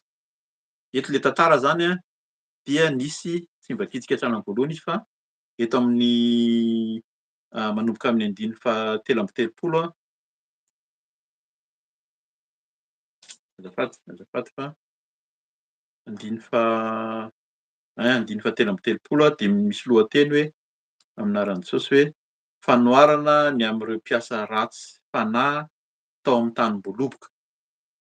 Tsy mivakitsika ela izy fa raha fehezina dia nisy olona nasaina nanofa tany fambolena voaloboka zany dia rehefa tsy teo le mpampiasa ka nirahany zanany ny olona hafa zay tokony ho niteny tamin'ireo mpiasa ratsy fanahy reo zany de farany le zanaky ny tompon-tany mihitsy zany no nirahany de novonoiny ireo mpanofa tany reto zany zay namboly tam'le tanim-boaloboka an'le olona zany ka dia neveriny hoe ty ozy izy no mpandova fa andao vonointsika. De zay no nahatonga anazy hoe tantaran'i Jesosy io. Jesosy tamin'io mbola velona ny tantara namià an'io fanoharana io fa izy mihitsy no notantarainy hoe izy le zanak'Andriamanitra nirahan'Andriamanitra ety am'zao tontolo zao dia ho samborin'ny olona. Le fariseho sy sadoseo zany zay notantarainy an'zay sy nompisorona teo notantarainy an'izy de natsapa mihitsy hoe ho andry zareo kay le teny. Io teny io de ho an'ny olona rehetra koa arak'le tenin'ny fampiarezana fabebahana teo hoe tena hoe ho antsika zay mandà an'Andriamanitra, zany ny olona rehetra mandà de mitora-bato mamono mihitsy ary. Tsika zany zay mandà tsy mino fa Jesosy Kristy anie le zanak'Andriamanitra zay nalefany ety am'zao tontolo zao dia namany mamono azy mihitsy. De zay le mahatonga an'le teny teo hoe ny helokareo no mampisaraka anareo amin'Andriamanitra, tsy miheno intsony Andriamanitra. Satria ny heloka voalohany dia tsy mino aloha fa Jesosy Kristy ny zanak'Andriamanitra ary mamono azy. Tsy finoantsika zany de efa midika ihany hoe famonoana anazy na tsy tam'zany andro zany ary sika dia mamono an' Jesosy teo amin'ny hazofijaliana koa zany manombo. Ny fahotantsika sy ny tsy finoantsika de manombo an' Jesosy teo amin'ny hazofijaliana. De niraisin'i Jesosy le teny zany. Midika koa zany fa Jesosy de mahafantatra tenin'Andriamanitra, mampiasa ny tenin'Andriamanitra de le teny tao amin'ny Salamo fahavalo amby folo amby zato andiny faharoa amby folo sy faharoa amby roapolo sy fahatelo amby roapolo de niraisin'i Jesosy izy mihitsy no niteny. Hoy izy, averiko zany andiny faharoa amby efapolo hoe hoy Jesosy taminy tsy mbola novakianareo akory tao amin'ny soratra masina va izao. Aika zany le Salamo fahavalo amby folo amby zato tena soratra masina tokoa. Zay zany mbola mila minoana koa zany. Raha tsy mino tsika fa ny baiboly de soratra masina tenin'Andriamanitra avy amin'ny Tompo mihitsy no nanoratana ny baiboly dia efa heloka na tsy tafaraka amin'Andriamanitra. Mila mino mihitsy tsika fa ty baiboly ty na ny testameta taloha na ny testameta vaovao vakiantsika eo hoe na ny testameta vaovao zay vakiantsika zao ary dia tena soratra masina. Zany tsy bebahantsika fa tena fanazavana mihitsy hoe mila mino tsika fa soratra masina ny baiboly zay vakiantsika. Jesosy zay zanak'Andriamanitra ary nandray mihitsy ny soratra masina tao amin'ny Salamo fahavalo amby folo amby zato. Ka mila vakiana ihany koa. Ankabeazan'ny teo aloha, taloha vitsy ny olona nahay namaky teny de tsy namaky. Tsy namaky zany ny olona fa vakian'ny tompon'andraikitra zany na ny mopera na ny pasteur na ny evangelista ohatra na reo olona mpaminany na olona fa am'zao de miteny mihitsy ny Tompo. Jesosy zany no miteny amintsika matoa tonga amintsika am'zao fotoana iainantsika zao le teny de hoe tsy mbola novakianareo akory. Zany hoe mila mamaky ny tenin'Andriamanitra zany tsika. Aza variana na aza miandry fotsiny hoe miaino zay ambarany hafa fa vakio mihitsy ny tenin'Andriamanitra de ho fantatrao fa zany no soratra masina. Jesosy zany eto niteny mihitsy, hoy izy Jesosy taminy. Jesosy mihitsy no niteny hoe tsy mbola novakianareo akory tao amin'ny soratra masina va izao. Zany hoe soratra masina ny baiboly ary tokony ho vakiana.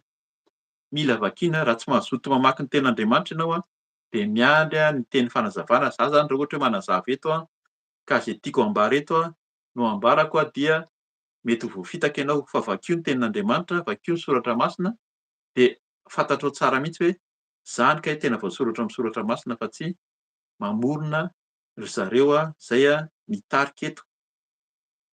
Mitarika antsika hazoto hamaky ny tenin'Andriamanitra, hampahery antsika fa rehefa manday an' Jesosy ianao dia ianao mihitsy zany no mitady an'Andriamanitra manokana araka ilay fidonam-bavolombelona teo, mbola hisy fanazavana moa zany fa efa tenin'ny tompo foana zany matetika eto, ao Matia toko fahaenina. Midira ao amin'ny efitranonao mangingina hozy izy fandrainao zay mahitanao mangingina no hamaly anao. Zany le nataon'ny zanaka mama Felisia zay hijoroam-bavolombelona hoenina amin'ny video manaraka. Niditra tao amin'ny efitrano mangingina izy de namaly anazy tao ny tompo nahita ny voninahitr'Andriamanitra koa izy ary tia koa ahita an'izany. De Jesosy zany miteny eto hoe vakio ny soratra masina, aza miandry ny hafa hamaky ny tenin'Andriamanitra ho anao zany fa tsika de nomena fahalalana, mena fahaizana mamaky teny ary indrindra misy karazana baiboly zay omena antsika.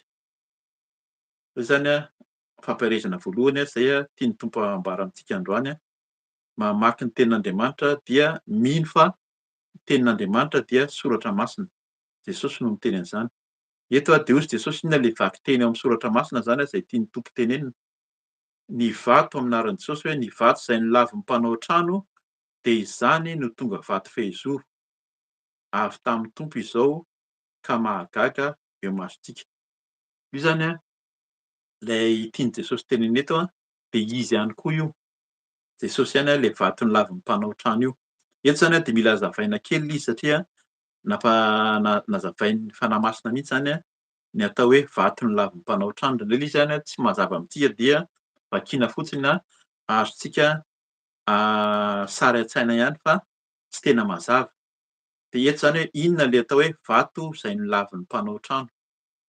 Ny mpanao trano taloha eto moa zany tamin'ny andron'i Jesosy izy miteny ito na tamin'ny mpanao salamo efa ela be zany nanao izany. Fomba fanaovana trano taloha dia mifidy vato lehibe na vato mahitsy ny mpanao trano dia kapohana tsara, atao tsara paika araky ny fiteny mihitsy zany de atao mahitsy de iny apetraka eo amin'ny zoron'ny trano, eo no atao hoe fototra. De eo no miainga ny trano rehetra rehetra, izany hozy izy no tonga vato fehizoro. Zany hoe ny atao hoe vato fehizoro dia tena vato tsara paika, mahitsy, tena nikolokoloin'ny mpanao trano mihitsy zany dia apetraka eo no miainga ny fototra rehetra.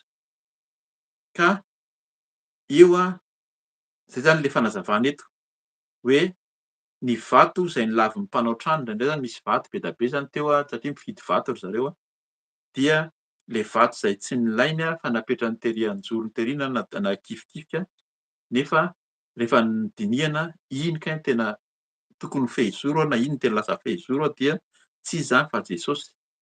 Ilay nahilikilika, nosamborina, nokapohina, novonoina dia raha mametraka ny tenanao, ny fiainanao amin'i Jesosy ianao dia tena mitombo.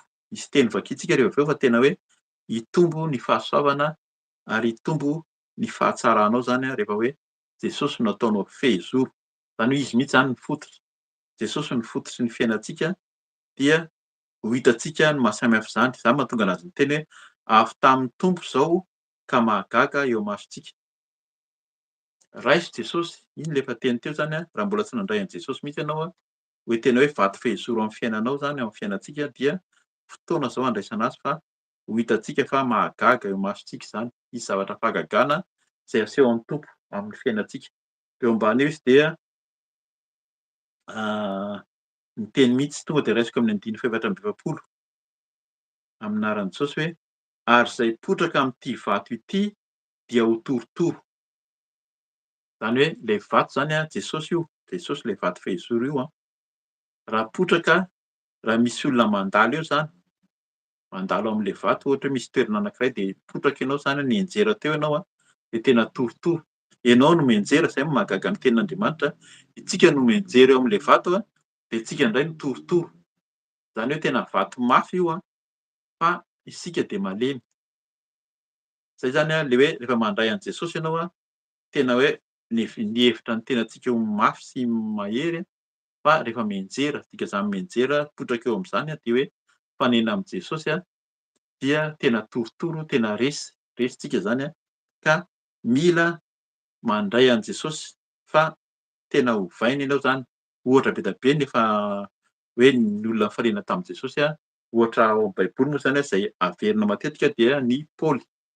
Paoly zay tena nanam-pahalalana na amin'ny finoana jiosy zany ny finoana hoe tena hoe firenena israeliana azy nanaraka ny lalànany ao amin'ny finoana jiosy fa nifanena tamin' Jesosy de tena torotoro mihitsy,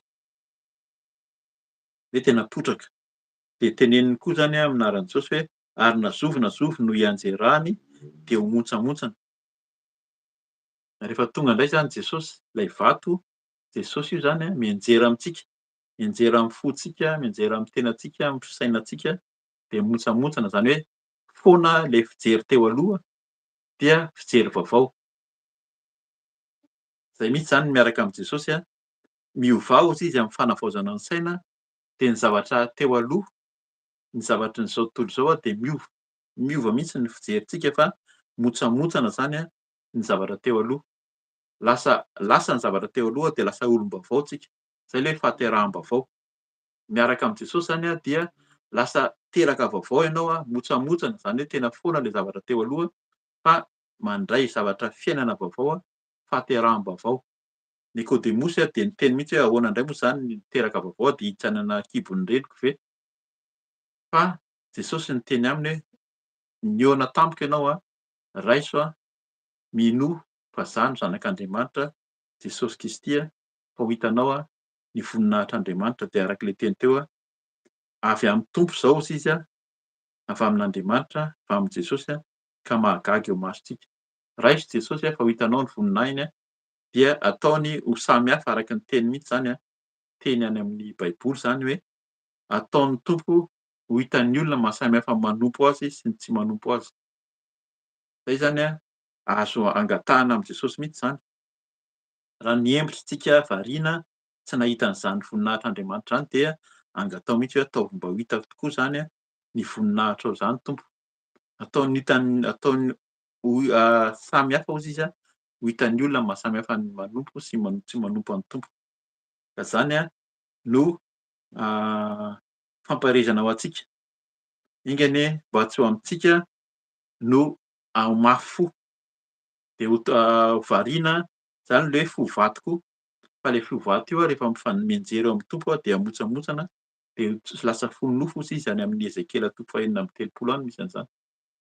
Esoriny amintsika ilay fo vato de ataony fo nofo dia lasa fo vaovao indray zany eo amintsika ka izay ilay hoe Jesosy io zany ilay vato fehizoro.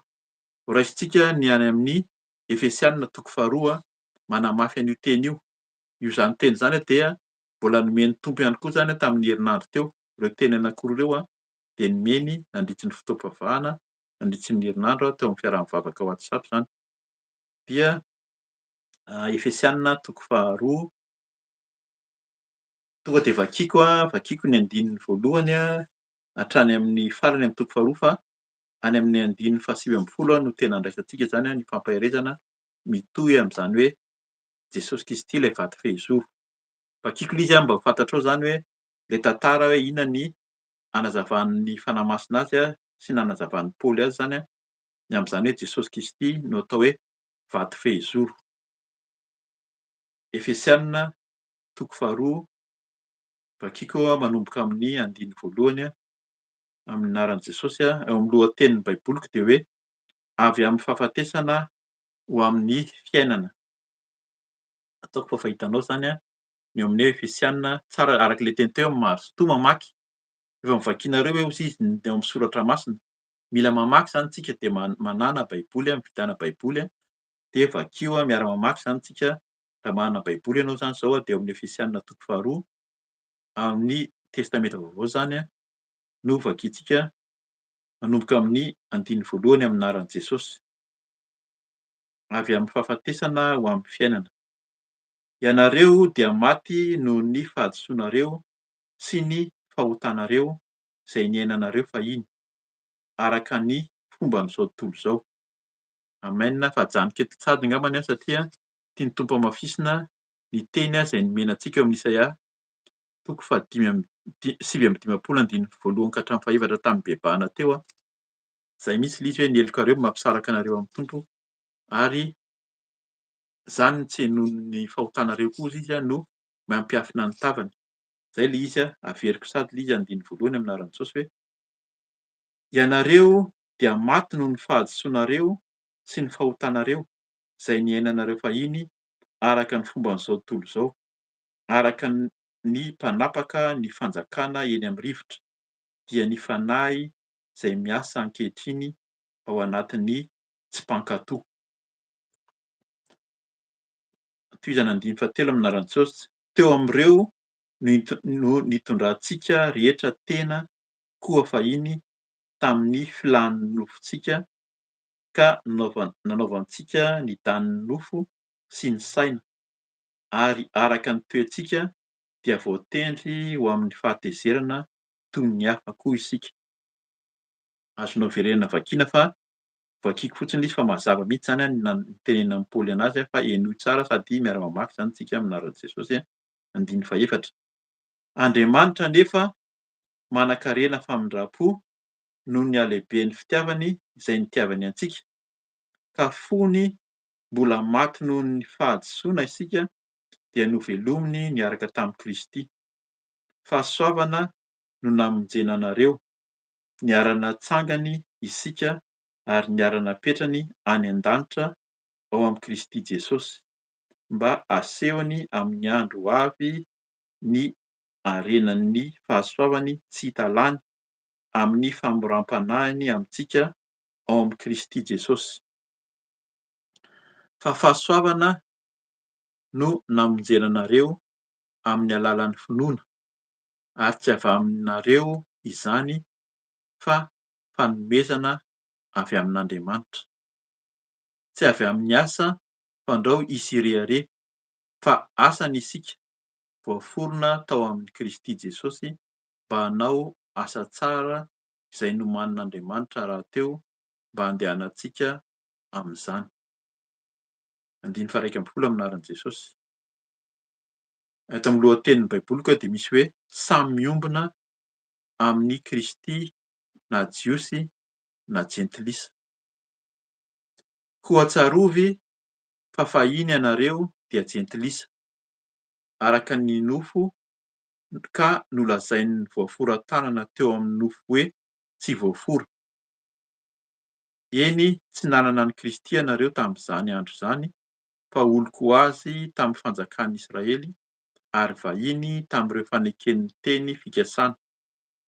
Tsy nanana fanantenana sady tsy nanana an'Andriamanitra teo amin'izao tontolo izao. Ankehitriny kosa ao amin'i Kristy Jesosy ianareo izay lavitra fahiny dia tonga akaiky noho ny ran'i Kristy. Izy no fihavanantsika izay nahatonga antsika roa-tonta ho iray ka nandrava ny hevitry ny fisarahana. Tao amin'ny nofony no nandravany ny fifandrafiana, nofoanany ny lalàna nisy didy natao ho tandremana mba hanakambanany antsika roa-tonta ao amin'ny tenany olom-baovao iray ka nanaovany fihavanana, sady nampihavana antsika roa-tonta ho tena iray amin'Andriamanitra noho ny hazofijaliana izay namonoany ny fifandrafiana tao aminy.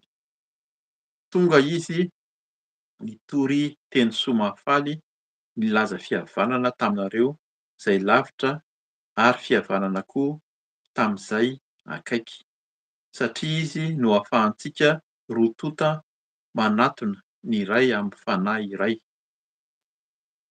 Andiny faha sivy amby folo amin'ny anaran'i Jesosy, koa tsy vahiny sy mpivahiny intsony ianareo fa tompon-tany, mpiray fanjakana amin'ny olona masina sady ankonan'Andriamanitra, naorina teo ambonin'ny fanorenan'ny apôstôly sy ny mpaminany, ary Kristy Jesosy no vato fehezoro. Ao aminy no irafetan'ny rafitra rehetra mitombo ho te-polo masina ao amin'ny Tompo. Ao aminy koa ianareo no miaraka ahorona ho fonenan'Andriamanitra ao amin'ny fanahy. Amen. Mazava amintsika amin'izany fa rehefa nazavaina tamintsika ilay tenin'Andriamanitra any amin'ny Matio sy ny Salamo 7:20 dia mety tonga dia mazava amintsika sady ny teny izay ambarana eto zany raisiko amin'ny 20 amin'ny anaran'i Jesosy hoe naorona teo ambonin'ny fanorenan'ny apôstôly sy ny mpaminany ary Kristy Jesosy no vaty fehizoro. Misaotra ny tompontsika fa izany teny izany dia mitohy nazavain'ny Tompo mihitsy zany nandritsy ny herinandro iny dia tiany hazavaina amintsika ho fantatsika eto amin'ny fiaraha-mivavaka eran-tany fa Jesosy Kristy no vaty fehizoro. Dia arak'ilay teny teo hoe naoriny teo ambonin'ny fanorenan'ny apôstôly sy ny mpaminany, zany hoe fanorenan'ny apôstôly sy ny mpaminany zany dia ny anankiray ny apôstôly dia ny fampianarana izay nentin'ny apôstôly zany tantara izay vakiantsika ao amin'ny atao hoe testameta vaovao fiantsoantsika anazy zany fa tena hoe tenin'Andriamanitra soratra masina izay nentin'ny apôstôly dia sy ny mpaminany izay ilay resaka resahantsika teo hoe ny testameta taloha. Zavatra voavakintsika matetika dia ao amin'ny mpaminany, zavatra na i Abrahama na Mosesy na Jesosy ary dia natsoina hoe mpaminany ihany koa. Misy teny an'izany eo amin'ny tenin'Andriamanitra izay nivakiana teo fa Jesosy dia tena hoe mpaminany any amin'ny Matio 1:20 teo iverenantsika ilay izy amin'ny anaran'i Jesosy mba hiverenantsika hoe inona marina moa izany hoe naorina teo amin'ny apôstôly sy ny mpaminany. 5:20 amin'ny Matio 1:20 amin'ny anaran'i Jesosy hoe ary rehefa renin'ny lehiben'ny mpisorona sy ny fariseo ny fanoharana nataon'i Jesosy dia fantany fa ny tenandry zareo no nolazainy tamin'izany. Dia nitady hisambotra azy izy ireo saingy natahotra ny vahoaka satria neken'ny vahoaka ho mpaminany Jesosy. Hitantsika fa Jesosy ary dia mpaminany ihany koa, zanak'Andriamanitra izy fa naminany koa. Fa eto zany ilay mpaminany tenenina eto dia ilay mpaminany izay voateny tamin'ny andron'i Mosesy ny lalàna dia ny baiboly teny testameta taloha sy ny fampianarana izay nentin'ny apôstôly dia ny testameta vaovao. Izay ilay hoe mila mamaky isika zany vakio ny tenin'Andriamanitra aza kivy. Misy tena misy manao toy ny hoe karazana tanjona mihitsy zany défi moa zany amin'ny teny frantsay hoe mamaky tenin'Andriamanitra, mamaky amin'ny baiboly manontolo ao anatin'ny herintaona. Mila mamaky an'izany isika fa ilaina zany, mety ho tsy atao fahazarana fotsiny fa tena mila fantarina angatanao ny fanahy masina dia fantatrao ilay tantara fa io zany mila fantarina hoe inona marina no zavatra voasoratra ao amin'ny baiboly ao. Fa eto dia miteny mihitsy ny Tompo zany hoe i Paoly eto miteny hoe naorina teo ambonin'ny fanorenan'ny apôstôly sy ny mpaminany ary Kristy Jesosy no vaty fehizoro. Ny zavatra hazavaina, zavatra ambara dia Jesosy Kristy no vaty fehizoro. Izay ihany zany no ambara. Izy no tokony fototra hiainantsika, hametrahantsika ny tenantsika. Dia ao aminy ozy izy 1:20 amin'ny anaran'i Jesosy, ao aminy no hirafetan'ny rafitra rehetra mitombo ho te-polo masina ao amin'ny Tompo. Zany hoe ilay fototra zany Jesosy ilay vaty fehizoro izay nilavin'ny mpanao trano nefa lasa vaty fehizoro, izy no tena fototra. Izay anjerany dia torotoro ary izay mianjera eo aminy dia motramotsana. Mifamadika amin'izay angambany izay anjerany dia motsamotsana fa izay mianjera ao aminy dia torotoro. Izay ny tenin'Andriamanitra. Dikan'izany tena izy zany ilay fototra. Dia inona no teneniny eto hoe izy no hirafetan'ny rafitra rehetra. Miainga eo amin'i Jesosy zany ny mirafitra raha manamboatra trano ny olona dia misy fototra eo. Tsy mitovy amin'ny tamin'ny andro taloha fa ny fototra amin'izao fotoana izao dia fantatsika fa ny ankabeazany dia tena hoe vato mafy be. Atao mafy tsara ny vato fototra dia rafetana amin'ny ciment zany mba ho mafy tsara dia eo fa miainga daholo Ny trano raha te hanao trano avoavo ianao tsy maintsy mafy tsara ny fototra fa raha tsy zany enjera fotsiny. De raha te ho tanteraka ho mafy ny finoantsika manaraka an'i Jesosy Kristy dia mila mino arak'ilay teny teo, mino ianao fa zanak'Andriamanitra Jesosy de eo aminazy no rafitra tsara zany ny fototra. Eo aminy ozy izy, ao aminy. Raha vakiantsika any amin'ny baibolika de tena nataony grand tally izy zany alehibe hoe aminy ao aminy no irafetan'ny rafitra rehetra. Manomboka eo amin'i Jesosy mirafitra zany raha hanangana trano ianao hanangana ny finoanao dia rafeto ao amin'i Jesosy fa raha tsy zany dia ho rava, moramora ny finoana. Mila mino hoe Jesosy no andrafetantsika ny rafitra ny fiainantsika. Mitombo ho tempolon'ny masina ao amin'ny Tompo. Zany hoe rehefa tena te hitombo ianao, tsy mipetraka fotsiny fa apetraka ao amin'i Jesosy de lasa mitombo. Zay le manorina trano de lasa mitombo. Raha tsy mitombo tsika dia matetika hoe miaina na mipetraka fotsiny eo zany mila mitandrina tsika fa tokony hitombo ho tempolon'ny masina. Zany hoe io le tenenin'ny Tompo nareo hozy izy tempolon'ny fanahy masina dia mila tsika zany lasa tempolon'ny masina ny tenantsika zany satria Jesosy no tenan'i Jesosy no irafetantsika dia le tenan'ny tsirairay avy zany mitombo ho tempolon'ny masina ao amin'ny Tompo. Ao amin'ny Tompo ihany no itomboantsika ho masina ihany koa. Zany no le toriana teo hoe mibebaka de inona ny tsy masina? Ny tsy marina sy ny tsy fahamasinana sy ny tsy fahamarinana de efa nambara teo, ambara eto foana zany. Matetika mafimafy amin'ny olona maheno azy ny fahamasinana anatiny sy ivelany dia tenenina hoe ity zavatra tsy marina araka ny tenin'Andriamanitra de tsy araka ny tsy miorina eo amin'i Jesosy dia mila ialana zany fa mila hitombo, mila mitombo ho tempolon'ny masina ao amin'ny Tompo isika. Ao aminy koa ianareo no miaraka ahorona ho fonenan'Andriamanitra ao amin'ny fanahy. Zany hoe ao amin'i Jesosy ihany koa tsika de ahorona lasa fonenan'Andriamanitra tsika. Zay zany mila fantatsika koa lasa fonenan'Andriamanitra tsika zay ao amin'ny fanahy. Fanahy io fa tsy saina fandinihana na fahalalàn'ny olombelona fa tena ara-panahy zany no lasa hoe tempolon'ny fanahy masina tsika de ara-panahy ny fanjakan'Andriamanitra. Tsy fanjakana ety amin'izao tontolo izao fa tena hoe fanjakana ara-panahy. De zay vao raisintsika ny andiny faha sivy amby folo. De inona no teneniny amin'ny andiny faha sivy amby folo? Amin'ny anaran'i Jesosy, koa tsy vahiny sy mpivahiny intsony ianareo fa tompon-tany. Zany hoe fantatsika tsara fa tamin'ny andron'i Jesosy na tamin'ny andron'i Paoly zay nitantara teto ny atao hoe tompon-tany hoe miaraka amin'Andriamanitra dia ny zanak'Israely ny atao hoe jiosy na zanak'Israely zany zay taranaka Jakoba. Fa tsika zany rehefa miaraka amin'i Jesosy mahafantatra an'i Jesosy satria izy nanolotra ny rano hozy izy. Andiny telo amby folo amin'ny anaran'i Jesosy. Tonga de Elisy moa zany tsy ho vakiako manontolo fa raisintsika zay tokony hoe hanazavana fanahy masina azy amin'ny anaran'i Jesosy andininy telo amby folo hoe ankehitriny kosa ao amin'i Kristy Jesosy ianareo zay lavitra fahiny dia tonga akaiky noho ny rahan'i Kristy. Noho Jesosy noho ny rahan'i Jesosy tsika de lasa akaiky.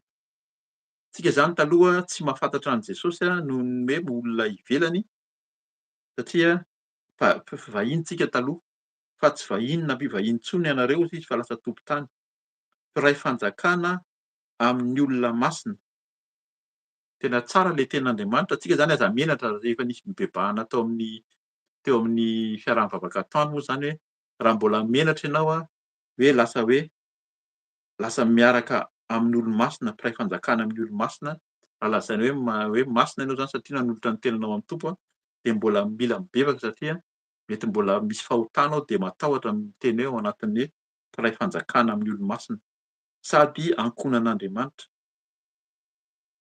Tena hoe ankonan'Andriamanitra, lasa zanak'Andriamanitra tsika raha arak'ilay fiteny foana matetika. Io zany mahamenatra ny olona na kristianina efa manara-dia an'i Jesosy ary raha vao tenenina hoe zanak'Andriamanitra, zay zanak'Andriamanitra na ianao zanak'Andriamanitra, tenenina an'izany fa ohatran'ny mahamenatra zany. Tokony tsy menatra Paoly de miteny mihitsy hoe tena lasa ankonan'Andriamanitra zany ilay zanak'Andriamanitra ny dikan'izany noho Jesosy. Fa taloha tsika mpivahiny, vahiny tsika fa lasa zanak'Andriamanitra tsika. andiny faha raika amby folo ary izy nasitsika mihitsy manko ny zanak'Israely taloha hoe vakintsika amin'ny anaran'i andiny faha raika amby folo amin'ny Efesiana toko faharoa zany amin'ny anaran'i Jesosy hoe koa tsarovy fa fahiny ianareo dia jentilisa. Jentilisa zany olona hafa firenena. Tsy tao anatin'le fidian'Andriamanitra Andriamanitra dia nifidy mihitsy hoe ny zanak'Israely nifidy an'i Abrahama izy Abrahama niteraka an'i Isaka, Isaka niteraka an'i Jakoba, dia tamin'ny andron'i Jakoba Andriamanitra niteny hoe tsy ataoko hoe Jakoba intsony ny anaranao fa ataoko hoe Israely. Zany zany vakintsika any amin'ny testameta taloha zany. Nataon'i Israely ny taranak'Israely dia ireo zany ny vidian'Andriamanitra netiny tonga hatrany amin'ny tany Kanana, dia tao amin'ny tany Kanana izay atao hoe Jerosalema izay misy an'izao fotoana izao hitantsika io ao Jerosalema, dia tao rehefa petraka tao amin'ny tany Kanana izy dia tonga Jesosy. Raha tsy nisy an'io Jerosalema io izay vao napetraka Andriamanitra Jesosy. Dia tao Jesosy no niakatra tany an-danitra, dia rehefa niakatra any an-danitra izy dia iverina indray haka ny anazy any. Any amin'ny Apokalipsia dia arak'ilay teny teo, araky ny fanazavana tamin'ny fivavahana teo hoe amin'ny Apokalipsia dia niteny mihitsy izy any amin'ny andiny faha raika amby roapolo faharoa amby roapolo lasa io le atao hoe Jerosalema vaovao. Midina avy any an-danitra any misy Jerosalema vaovao Jesosy mihitsy zany no atao hoe Jerosalema vaovao koa zany any an-danitra any io efa nomanin'Andriamanitra hatramin'izany fa nampidiany etỳ antany mba handraisana ny zanany. Dia hoy izy andiny faha raika amby folo amin'ny anaran'i Jesosy hoe koa tsarovy fa fahiny ianareo dia jentilisa araka ny nofo ka nolazainy voaforan-tanana teo amin'ny nofo hoe tsy voafora. Tamin'izany zany ny zanak'Israely dia niteny mihitsy nareo tsy izy nareo fa nareo anie ka tsy voafora satria zareo ny fidian'Andriamanitra. Fa andiny faharoa ambin'ny folo fa hoy izy hoe amin'ny anaran'i Jesosy eny tsy nanana ny Kristy ianareo tamin'izany andro izany fa oloko azy tamin'ny fanjakan'ny Israely ary vahiny tamin'ireo faneken'ny teny fikasana tsy nanana fanantenana sady tsy nanana an'Andriamanitra teo amin'izao tontolo izao. Ankehitriny kosa andiny fahatelo ambin'ny folo ao amin'ny Kristy Jesosy ianareo izay lavitra fahiny dia tonga akaiky noho ny rahan'i Kristy. Amen. Izay zany mazava ny tenin'Andriamanitra hoe raha ny tena marina any ivelany tsika satria jentilisa. Jentilisa araka ny fanazavana foana dia hoe firenena hafa ankoatran'ny zanak'Israely zany natao hoe jentilisa. Amin'ny fiteny misy any baiboly sasany izy ataony hoe Grika moa zany fa eto dia ataony hoe jentilisa fa firenena hafa. Fa noho ny rahan'i Jesosy narotsany teo amin'ny hazofijaliana dia tsy vahiny tsy lavitra intsony tsika fa tena akaiky noho ny rahan'i Kristy. Izay zany mila mino an'izany tsika arak'ilay teny teo hoe mibebaka nentina ny bebahana zany tamin'ny atoandro.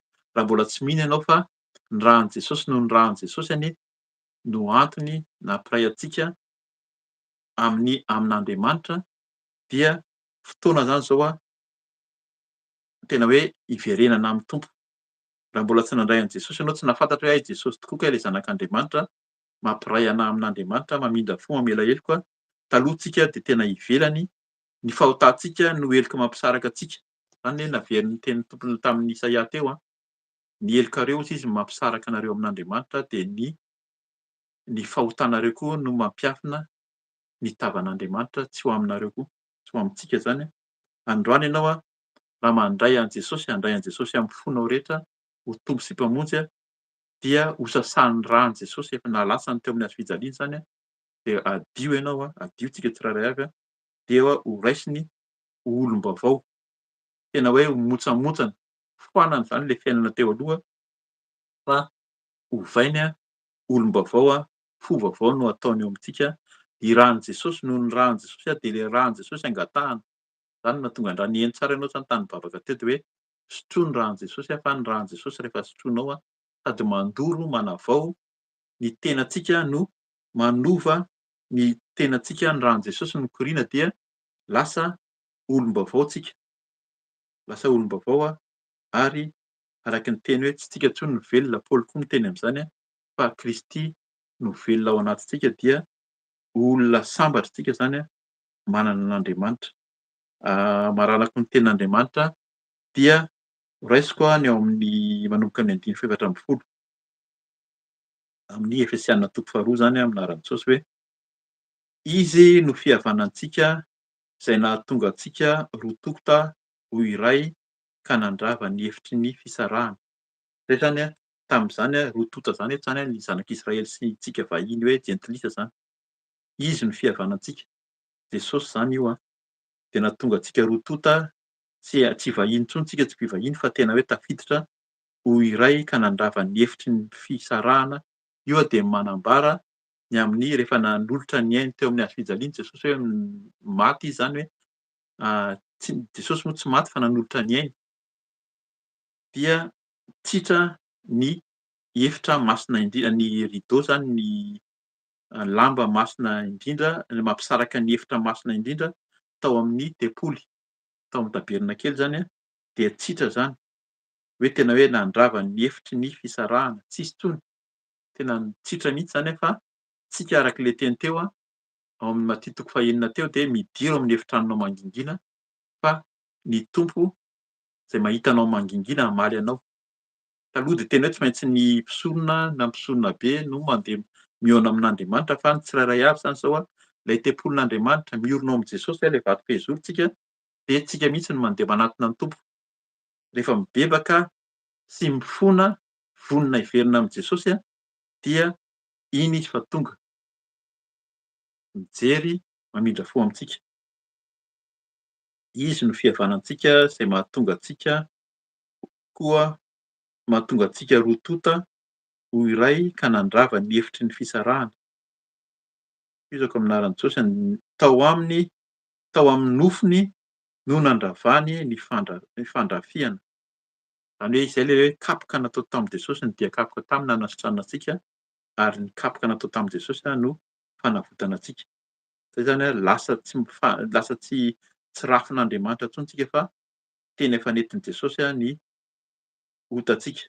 5:15 aminaran'i Jesosy nofoanany ny lalàna misy didy natao ho tandremana mba hanakambanany antsika roa-tonta ao amin'ny tenany olom-baovao iray ka nanaovany fihavanana sady hampihavana antsika roa-tonta ho tena iray amin'Andriamanitra noho ny hazofijaliana izay namonoany ny fifandrafiana tao aminy. Averiny foana zany io nisy fifandrafiana mihitsy teo aloha amin'ny hoe zay taranak'Israely nareo tsy izy satria nareo jentilisa. Fa noho ny tenan'i Jesosy natolotra mihitsy ny tenany nanaiky izy ho tonga tetỳ amin'izao tontolo izao. Zany rehetrarehetra zany tantara vakiana zany efa maninona moa zany Jesosy tonga de efa voasoratra any amin'ny Isaia zany. Efa voateny any amin'ny teny soratra masina tany aloha tany fa ho avy Jesosy dia hiditra ho tonga nisy Virjina hozy izy de lasa niteraka izy dia lasa Jesosy ny tonga tao dia izy mihitsy ny tombo lehibe nahita ny fiainantsika, nahita ny fahasahiranana, nahita ny fahotantsika sy ny fahalemean'ny olona de izy mihitsy le teny hoe "Izaho anie ka tonga hanafaka".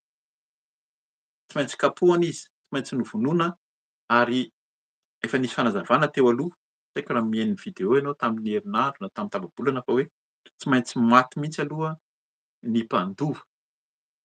Maty mihitsy aloha zany ny olona anankiray zay vao lasa mpandova ny olona zay tokony handova. De Jesosy Kristy mihitsy no nanolotra ny ainy teo amin'ny hazofijaliana, maty mihitsy izy zay tsika tsy vao lasa mpandova. Fa raha tsy maty teo amin'ny hazofijaliana Jesosy tsy ho mpandova tsika. Ary ny rany araka ny soratany teto noho ny rany narotsany teo de diovintsika.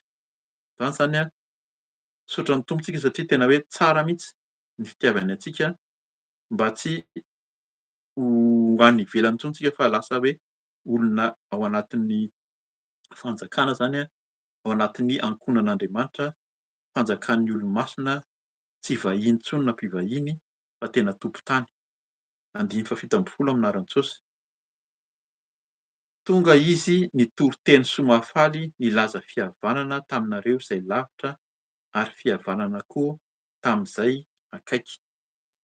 Zany hoe nampirain'ny olona rehetra zany ny apôstôly izay novidian'i Jesosy hoe Jiosy Jiosy zay novidiany tao ary ny olona maro no efa natsoiny ary fantatsy Paoly zany satria Paoly araka ny efa nambara teo tena nakatoa mihitsy ny lalàn'ny Jiosy teo aloha fa rehefa mifanena tamin'i Jesosy dia nahafantatra mihitsy hoe aizaka aho teto akaiky teto kay fa tsy nahafantatra an' Jesosy dia lasa nampihavanina, lasa mihavana amin' Jesosy zany na ny akaiky. Le jiosy teo akaiky teo zany na antsika lavitra izay atao hoe jejilisa dia lasa miara-mihavana ao amin' Jesosy dia mpandova hozy izy lasa ankonan'Andriamanitra, zanak'Andriamanitra. Andiny fahavalo amby folo amin'ny anaran'i Jesosy hoe satria izy no ahafahantsika rotonta manantona ny iray amin'ny fanahy iray. Zay ilay izy zany miverina ihany zany le fanahy. Ahafahantsika rotonta manantona ny iray na ry zareo na antsika dia samy ao amin'ny iray amin'izao fotoana izao amin'ny fanahy iray. Jesosy ny teny andeha hozy izy dia hamboatra fitoerana anareo any amin'ny Jaona 4:20 fa aza malahelo ny fonareo. Fa rehefa andeha hozy izy dia mangataka ny iray haniraka ny fanahy masina ho aminareo. Ka zay ilay izy fanahy iray. Fanahy iray le fanahy iray ihany zany izay niasa tamin'i Mosesy. Fahagagana anie ny zavatra niseho tamin'i Mosesy tamin'ireo mpaminany maro, tamin'ny Josoa. Ry Josoa rehefa niditra tao amin'ny tany Kanana dia tena nisy fahagagana mihitsy nandrava ny manda an'i Jeriko. Fanahy io, resaka ara-panahy io. Ilay mpanompon'i Elisa rehefa nahita ny fahavalo dia nitenenin'i Elisa hoe mitodia ianao fa jereo fa miaraka amintsika dia betsaka noho ireo. Dia nahita miaramila tena hoe maro mitaingitra valo hozy izy betsaka noho ilay miaramila amin'ny fahavalo. Ka zay ilay izy hoe fanahy io, resaka ara-panahy zany no ahitantsika ny voninahitr'Andriamanitra fa raha tsy amin'ny saina, tsy amin'ny fahalalana fa tena hoe fanahy. Zay moa tena mila fantarina eto koa zany hoe satria izy no ahafahantsika, Jesosy zany, rotonta manantona ny iray amin'ny fanahy iray. Fanahy io, fanahy lehibe ny anoratany azy dia ary amin'ny 2:20 amin'ny anaran'i Jesosy hoe ao aminy koa ianareo no miaraka ahorona ho fonenan'Andriamanitra ao amin'ny fanahy. Aveny foana hoe ao amin'ny fanahy, ny fanjakan'Andriamanitra dia fanahy. Zay zany fampahirizana antsika izay manaraka ny Tompo. Jesosy ny fanjakany dia tsy etỳ an-tany fa any an-danitra. Dia ny tanjontsika dia hiaona amin'ny Tompo any amin'ny fanjakany any an-danitra any fa efa manomana antsika toerana tsara izy. Izy no mipetraka any ilay zanak'ondry, mipetraka eo ankavanan'Andriamanitra ary Andriamanitra efa any an-danitra any dia ny fanahintsika no tiany Tompo vonjena. Ny fanahy zany na fanahy masina araka ny fampianarana teo amin'ny bebahantsika teo no ao amintsika dia tafiditra ny lanitra na fanahy ratsy dia any amin'ny elo, any hozy izy ny fahafatesana faharoa. Mila mino izany koa tsika hoe misy ny fahafatesana faharoa, ny elo, ny afo be ka mila miala amin'izany ka zany no fampahirizana tiany Tompo hampahirizana antsika. Tsy any ivelany intsony ianao zany rehefa mandray an'i Jesosy, tsy vahiny na mpivahiny intsony fa tena tompon-tany ary tena zanak'Andriamanitra, mpiray fanjakana amin'ny olona masina sady ankonan'Andriamanitra. Zay zany no tokony inoantsika raiso Jesosy fa rehefa tena miorona amin' Jesosy tsika, izy ilay vato fehizoro dia hitombo ara-panahy tsika, hiseho ny voninahitr'Andriamanitra amin'ny fiainantsika dia ho hitan'ny olona tokoa. Na tsika koa zany, tsika aloha dia efa mahita hoe hafa tokoa izany miaraka amin' Jesosy zany, miorina eo amin'ny hatrehan'ny Tompo dia tsy mierikerika, tsy mivilivily fa na tonga hozy izy ny rivotra, tonga ny rano be tena tsy hirotana izany trano izany fa tena miorina amin'ilay vato tena tsara dia Jesosy Kristy ilay vato fehizoro ary nizaniza mianjera amin'izany vato izany dia tena hoe torotoro ary ka izay anjarany koa izay mimotsamotsana. Tokony ho torotoro ny fontsika, tokony torotoro ny fanahintsika, motsamotsana ny tenantsika fa olom-baovao tsika.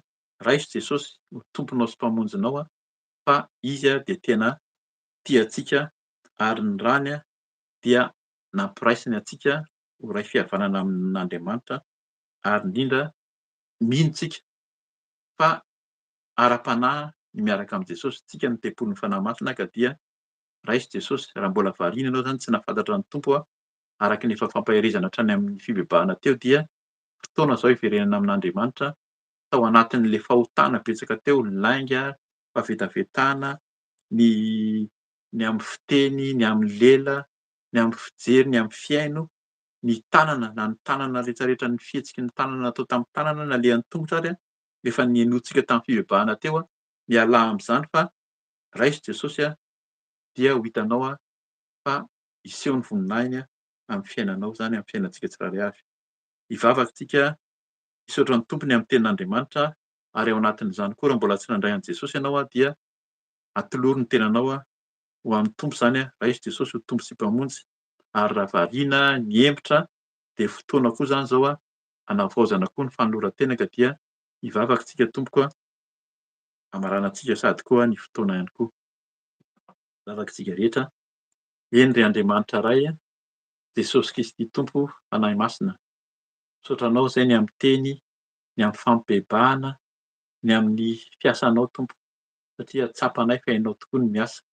Ianao Jesosy no fihavanana, mitondra fampihavanana, ny rahanao narotsaka ao teo amin'ny hazofijaliana no fanadiovana ary ny tenanao Jesosy dia ampy ilay tenanao ianao tokoa ilay vaty fehizoro tokony horenanay. Zay dia nierikerika, zay dia tsy nahafantatra anao teo aloha fa androany Jesosy raha misy amin'izao mpanomponao miaino vonona na miaino ankehitriny na manaraka ka vonona indray anao ho tompo sy mpamonjy dia ho raiso izy Jesosy ho torotoro tokoa ny fony ary ho motsamotsana ny tenany ka dia hiala ny tsy finoana, hiala ny fanahiana amin'izao fiainana izao fa handray anao ho tompo sy mpamonjy. Ianao ilay zanak'Andriamanitra velona, aoka ianao zany hanaraka ny vavaka ihany koa. Raiso Jesosy, eny tompo handray anao Jesosy ho tompoko sy mpamonjiko. Ianao ilay vaty fehizoro aminao no hanorenako ny fiainako ka dia olom-baovao Jesosy esorino ny fahotako rehetra, ny tsy fahamendrehana, ny fahadalàna, ny tsy finoana hatramin'izay fa hiorina eo aminao Jesosy ho tena ho vaty fehizoro ao amin'ny foko ianao ianao no hanjaka hanala ny fo vato azafady fa tena hanome fo nofo ary ilay ranao Jesosy nikoriana ao anatin'ny foko manomboka izao ka dia olom-baovao, fisainana vaovao, fanahy vaovao, tena vaovao, hiala ny fahotana rehetra. Tahaka izany koa izahay nizaniza nihembotra variana amin'izao fiainana izao, niaino ny zava-misy eran'izao tontolo izao, variana mijery amin'ny fakamoana, amin'ny fahalaina, amin'ny tsy finoana koa. Eny Jesosy vonona hiverina aminao ka dia hanala izay tsy anao rehetra. Aoka ianao hiseho amin'ny tsirairay avy. Efa niravahanao tokoa ny efitra mampisaraka fa tianao izay hiaona aminao Jesosy amin'ny efitra mangina, hitady anao amin'ny fonay rehetra fa hiaina ianao any an-danitra any ka hamaly anay Jesosy ka dia nizaniza Jesosy niverina indray hitady anao manomboka izao dia hiaina ianao any an-danitra any hiseho amin'ny tsirairay avy ka ampahafantatra ny olona rehetra nizaniza nandray anao, nizaniza niverina aminao fa ianao ilay fanahy masina miteny, ianao ilay fanahy masina miseho, ianao ilay fanahy masina mampahafantatra anay ny marina, ny tsara ary ianao Jesosy Kristy ilay vaty fehizoro ny rahanao teo amin'ny hazofijaliana narotsaka ao ho fanadiovana, ho famelan-keloka ary ho fampihavanana aminay aminao sy ny ray izay any an-danitra. Dia olom-baovao izay Jesosy, tsy mpivahiny intsony, tsy vahiny fa tena mpiray ao amin'ny fanjakanao ao amin'ny olonao Jesosy. Ka dia raiso izay Jesosy misaotra indrindra satria ianao tokoa rehefa tia dia tia hatramin'ny farany, tsy mijery araky ny fahotanay, tsy mijery araky ny fahadalàna vita hatramin'izay fa mamela heloka, mamindra fo. Ka dia misaotra indrindra Jesosy tolotra ianao mandrakariva ny tenanay ho anao irery ihany, ny fonay, ny fanahinay manontolo, ny herinay dia ho atolotra ho anao Tompo ka dia raiso fa vokatry ny fonay koa izany. Ianao ilay masina, ianao ilay masina, masina tompon'izao rehetra izao, henoko ny voninahitra ao ny tany rehetra.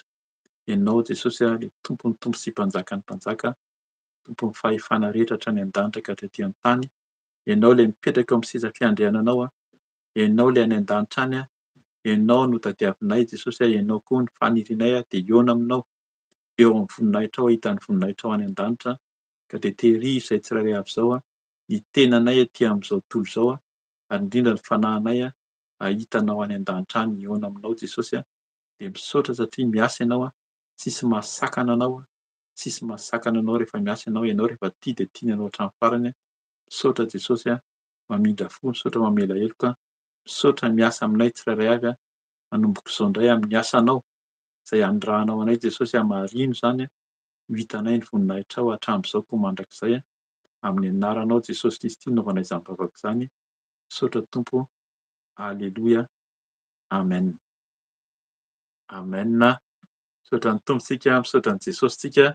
Ny amin'ny fotoanan'io dia raha sitrapon'ny Tompo zany dia amin'ny herin'ny indray tsika amin'ny 8 teo Eropa no mihaona tahaka izao zany fa izay mianadahy dia manao velomanao amin'ny anaran'i Jesosy raha mbola tsy tonga Jesosy dia amin'ny heriny mihaonantsika dia ny fanahy masina hamangy antsika tsirairay avy ny tompo-pomba antsika hiseho ny voninahiny araka izany teny izany aza matahotra hozy izy fa za rehefa tia dia tia ny ahy hatramin'ny farany. Misaotra Tompoko manao velomanareo amin'ny anaran'i Jesosy izay. Alleloia. Amen. Amen.